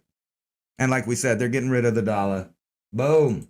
But there was some other stuff that this is the wrong one. That's what it is. I'm showing you guys the wrong setup there. Let me open the right one. Is it that one? No, that's not that one. Here it is. Is it this one? Yeah, here we go. Let's go all the way back over here. Yeah. This guy's trippy. Just listen to this guy. I don't know how he stays on YouTube, but he does. On the TV is always true. The government would never lie or manipulate you for any reason. Just trust the TV, keep wearing those masks. Just 14 more years to flatten the curve, everybody, and we'll be back to normal. You're all doing a great job. Thank you for your service. We love you. There's no need to question anything, sir. The government loves you. They're never going to lie to you about anything. Just keep wearing those masks, and everything will be great. You're all doing a great job. Thanks for cooperating. No need to question the narrative. Just trust your government, trust the media, do what you're told. There's no need to question anything that we're being told. And P.S., vaccines are extremely good for your health. There's no need to question vaccines. There's no need to worry why the government wants to inject you with heavy metals. No need. Anyway, I thought that guy was funny. You guys should go over and check out his YouTube. Here it is right here. Woke as Media. And tell him 420 TV sent you. And also that I would like to have him on. He seems like the kind of guy that we could joke around here on 420 TV and get in trouble and probably banned. So good. Check that out. UK police chief brags that the patrols aren't necessary because there are so many snitches. Just like Stasi Germany or East Germany that was in control by the communist Soviets, where it got so crazy that 70% or more of citizens were snitching on each other at all times. And then you got the German stuff, you know. Outbreak at care home where, you know, everybody was taken care of. Read the headline yourself. I don't want to say it. Ain't that strange? Here. I just wanted to show you guys this because we're going to talk about some stuff next. So check this out. So remember, this is Cesar Chavez, famous socialist. And listen to what his views are towards immigration. The Mexican government to bring the Bracero program again.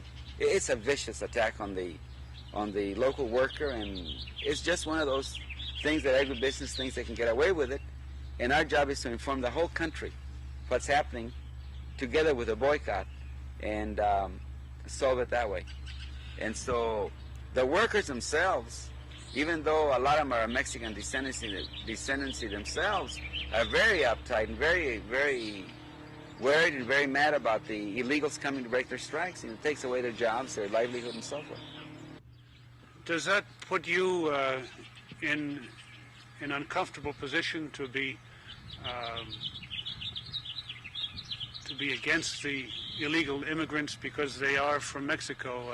In other words, part of your program has been an appeal to equal treatment of people of Mexican origin, right? Oh yeah, sure, but we're speaking of the legal ones. You know, we don't want Mexico to export its poverty to us, and then we pay is not the agriculture, it's not society in general, it's a farm worker again paying for those sins, you know. And Mexico should take the initiative and stop exporting the poverty to us. They should do something about the rural economy over there. And then see it's a way of breaking the strike, it's a way of demoralizing the farm workers. And for instance, the workers are going to ask for stamps, for food stamps. They're lining up the offices for welfare, and they're being told, we can't give you a job because there are plenty of jobs. And the workers say, well, there aren't any jobs. We just came from the fields, they won't hire us, or they just laid us off because either because we're strikers, or because we're members of the union, or because the braceros, the illegals will do the job for half the money we're getting.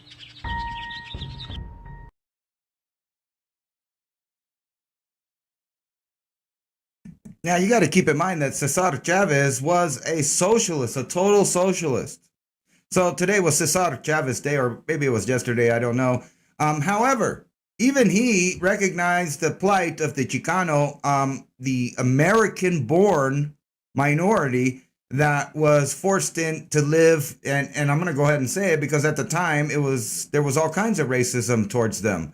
But they forced them to live in certain neighborhoods, and then they would work and they would make their own communities and their own capitalism going on.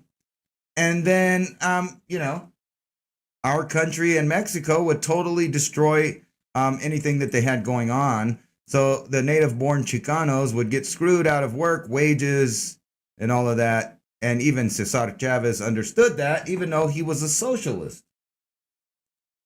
So let's check this out. I want you guys to check this out because this also is in my backyard here. Let me mute it because you don't need to hear it. But anyway, I just want you to watch this. So warning, this may be upsetting to some viewers, but I'm going to go ahead and full screen it here. I want you to watch it because this is what's going on at the border right now. This is right over in El Paso. So you can see these two coyotes, and that is a toddler, probably about 2 or 3 years old, that he's dropping probably about 7 feet, it looks like, off of a 10-foot wall. They just dropped him, so that kid's fucked up there. Lucky the kid didn't fall on his head and die. Here's another kid that's not much bigger than a toddler either. It might be a toddler or a young, 5 or 6 maybe. But you, boom, right on your ass. And if you've ever fell from that height, even as a grown person, that fucking hurts. And then the coyotes just run off. They drop those two kids off to fend for themselves. It's lucky that there was even somebody watching that particular spot on the fence.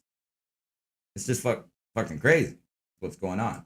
But anyway, there's all kinds of stuff going on. You remember the other night I showed you Lobster Boy that was so happy, and he said, he totally needed to do it and would do it again, and he just had to do it. He had a similar thing to this here, and I'm not going to say it out loud so you can read and you can look at it yourself. Isn't that pleasant? Isn't that nice? That looks totally natural. I advise it. You need to go get it.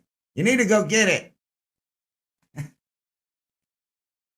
I got that open again. Anyway,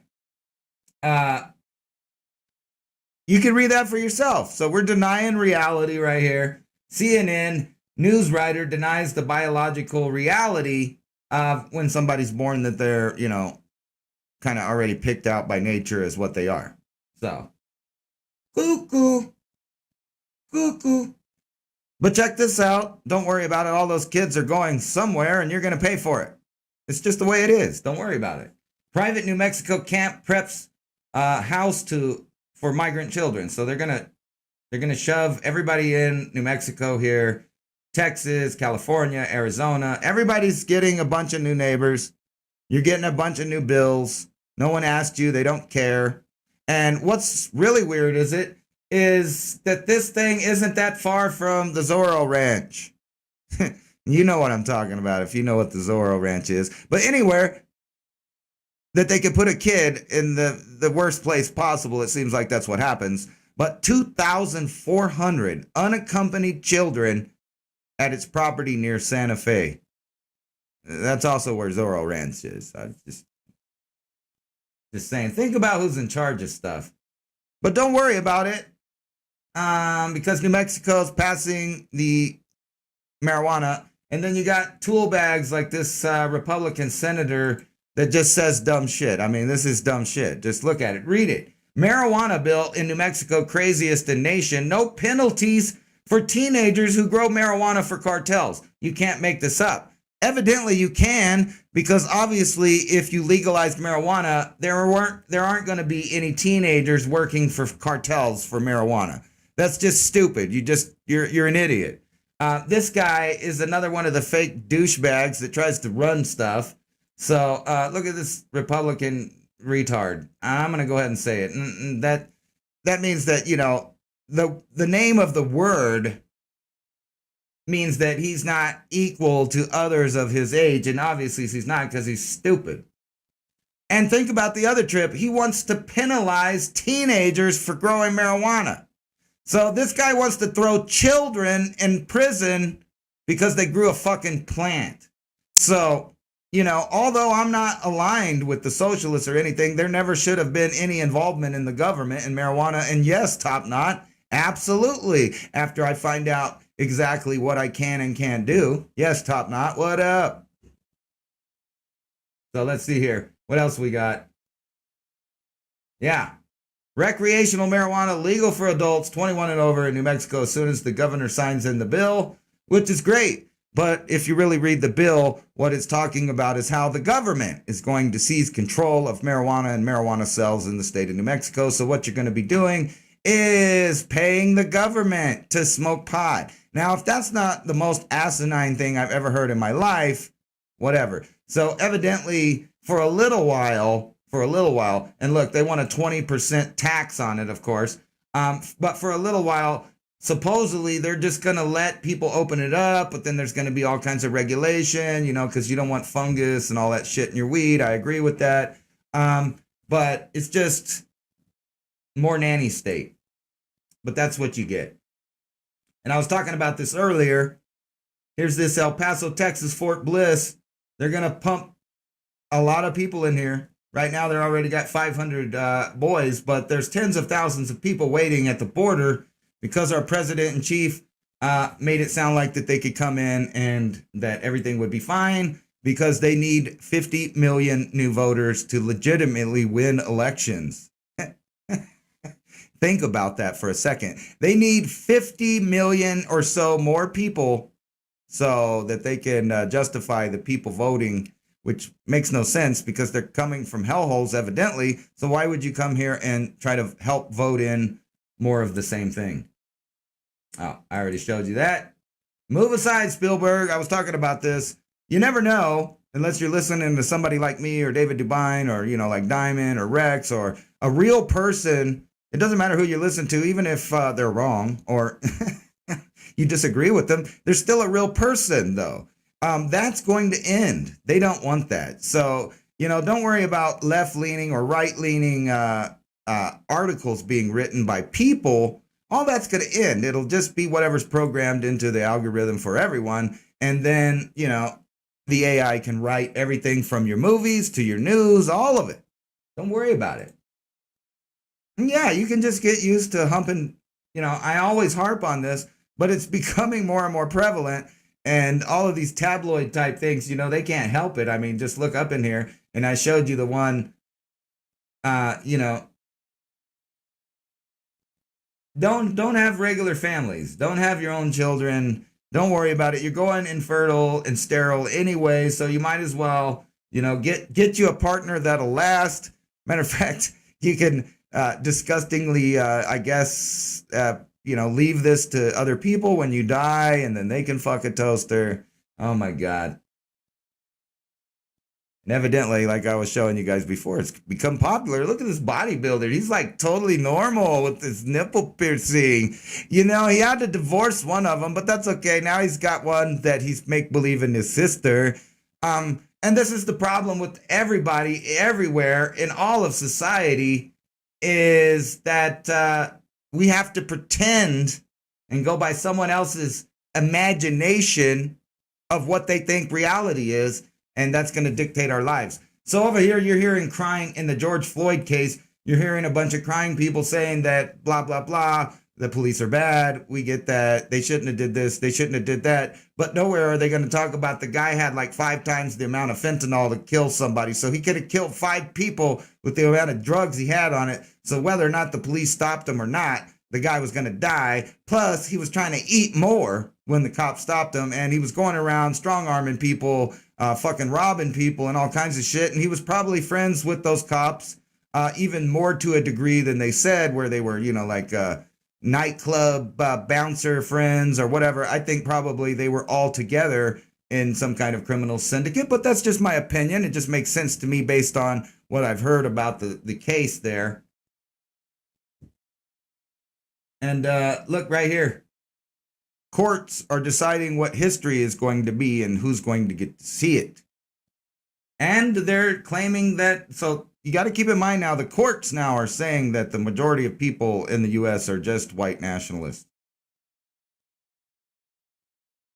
Meanwhile, real white nationalists, like this lady standing in front of the Cesar Chavez socialist flag thing there, totally screwed it up.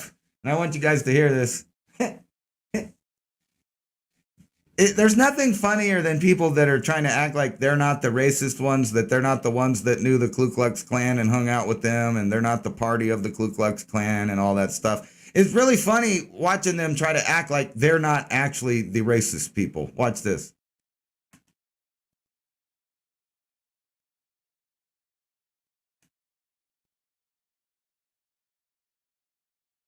So say it with me. Si se puede. The future is ours. Thank you. So say it with me. Si se puede. The future is ours. Thank you. You heard it here first, everybody. Si se sabe, sadwe, que. What the fuck are you? What is she saying? I don't know. I thought she was calling people way. You know? Si se puede. Si se puede. I don't know. Me and Anna had a little laugh about that earlier. Anyway, breaking footage shows migrants' children held under a bridge, enduring inhumane conditions in the makeshift processing center. And like I said, I told you guys, the federal government under the control of Biden now has turned an actual humanitarian crisis going along on the border. And probably there's going to be a hot war along the border between the cartels and the government before long. And you can just see a whole Shatterbelt situation happening here along the border. Meanwhile, there's a bunch of migrants being taken advantage of, not only by the political system in the United States, but also by the cartels and the people that are trafficking humans. And yeah, some stuff is really horrible going on there. I think this is the one. No, not that one. Oh yeah, check this out. Just like I was talking about. Look, students at Florida High School warn they will be re-educated, and they're not using that term on accident. Re-educated if caught not wearing a mask, so you can see where that's going. I'm looking, yeah, here it is. Here's some more white supremacy. I'm sure you guys read the news about the mass shooting in Orange, California. Mass shooter identified as Amadaba or something, Galaxio Gonzalez 44. And, you know, some more gematria right there for you.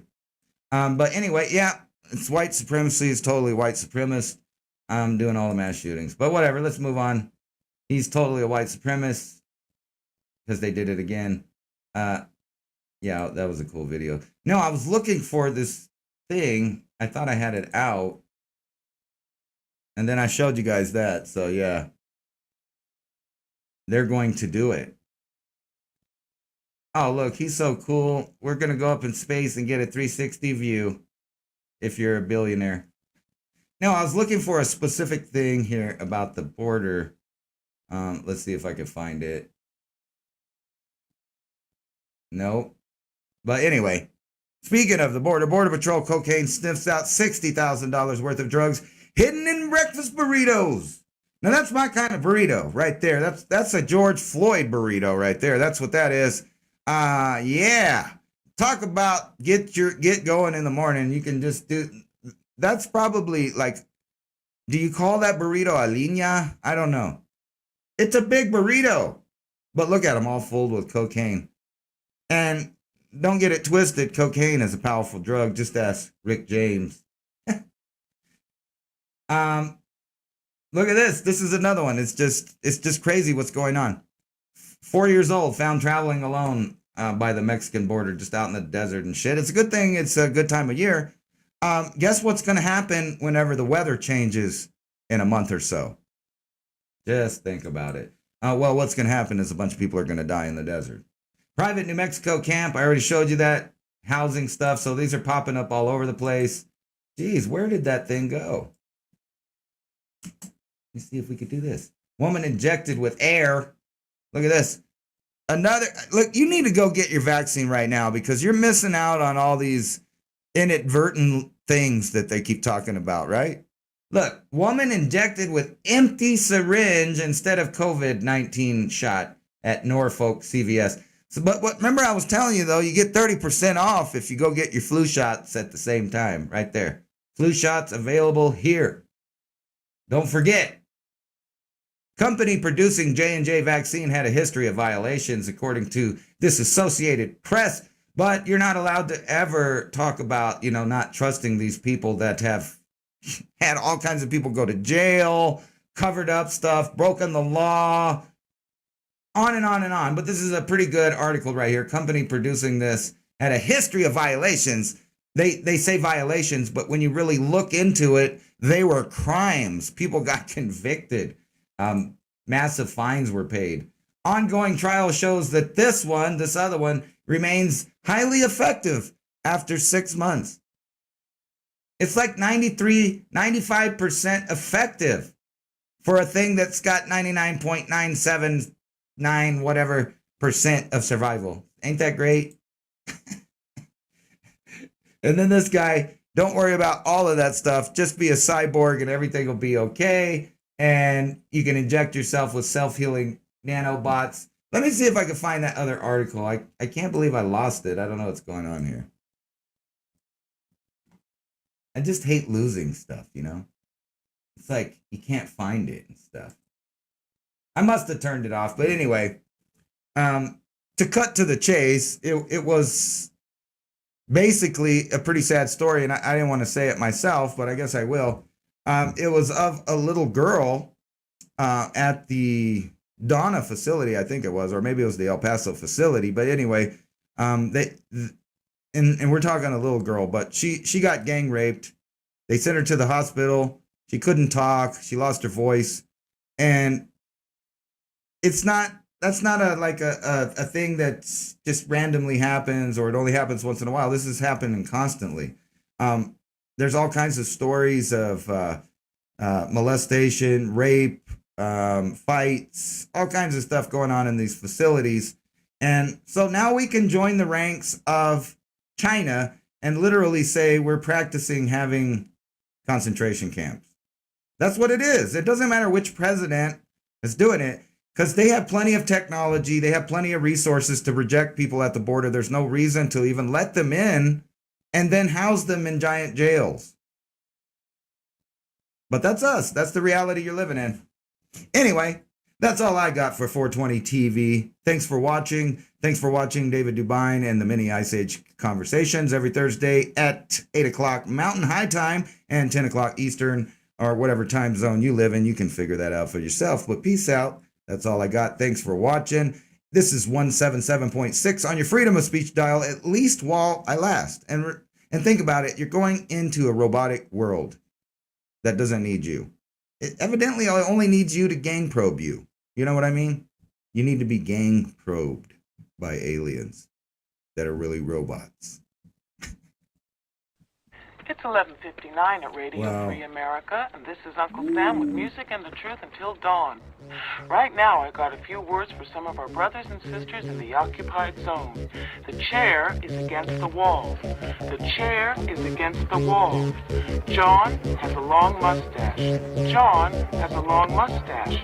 It's 12 o'clock, Americans, another day closer to victory. And for all of you out there on or behind the lines, this is your song.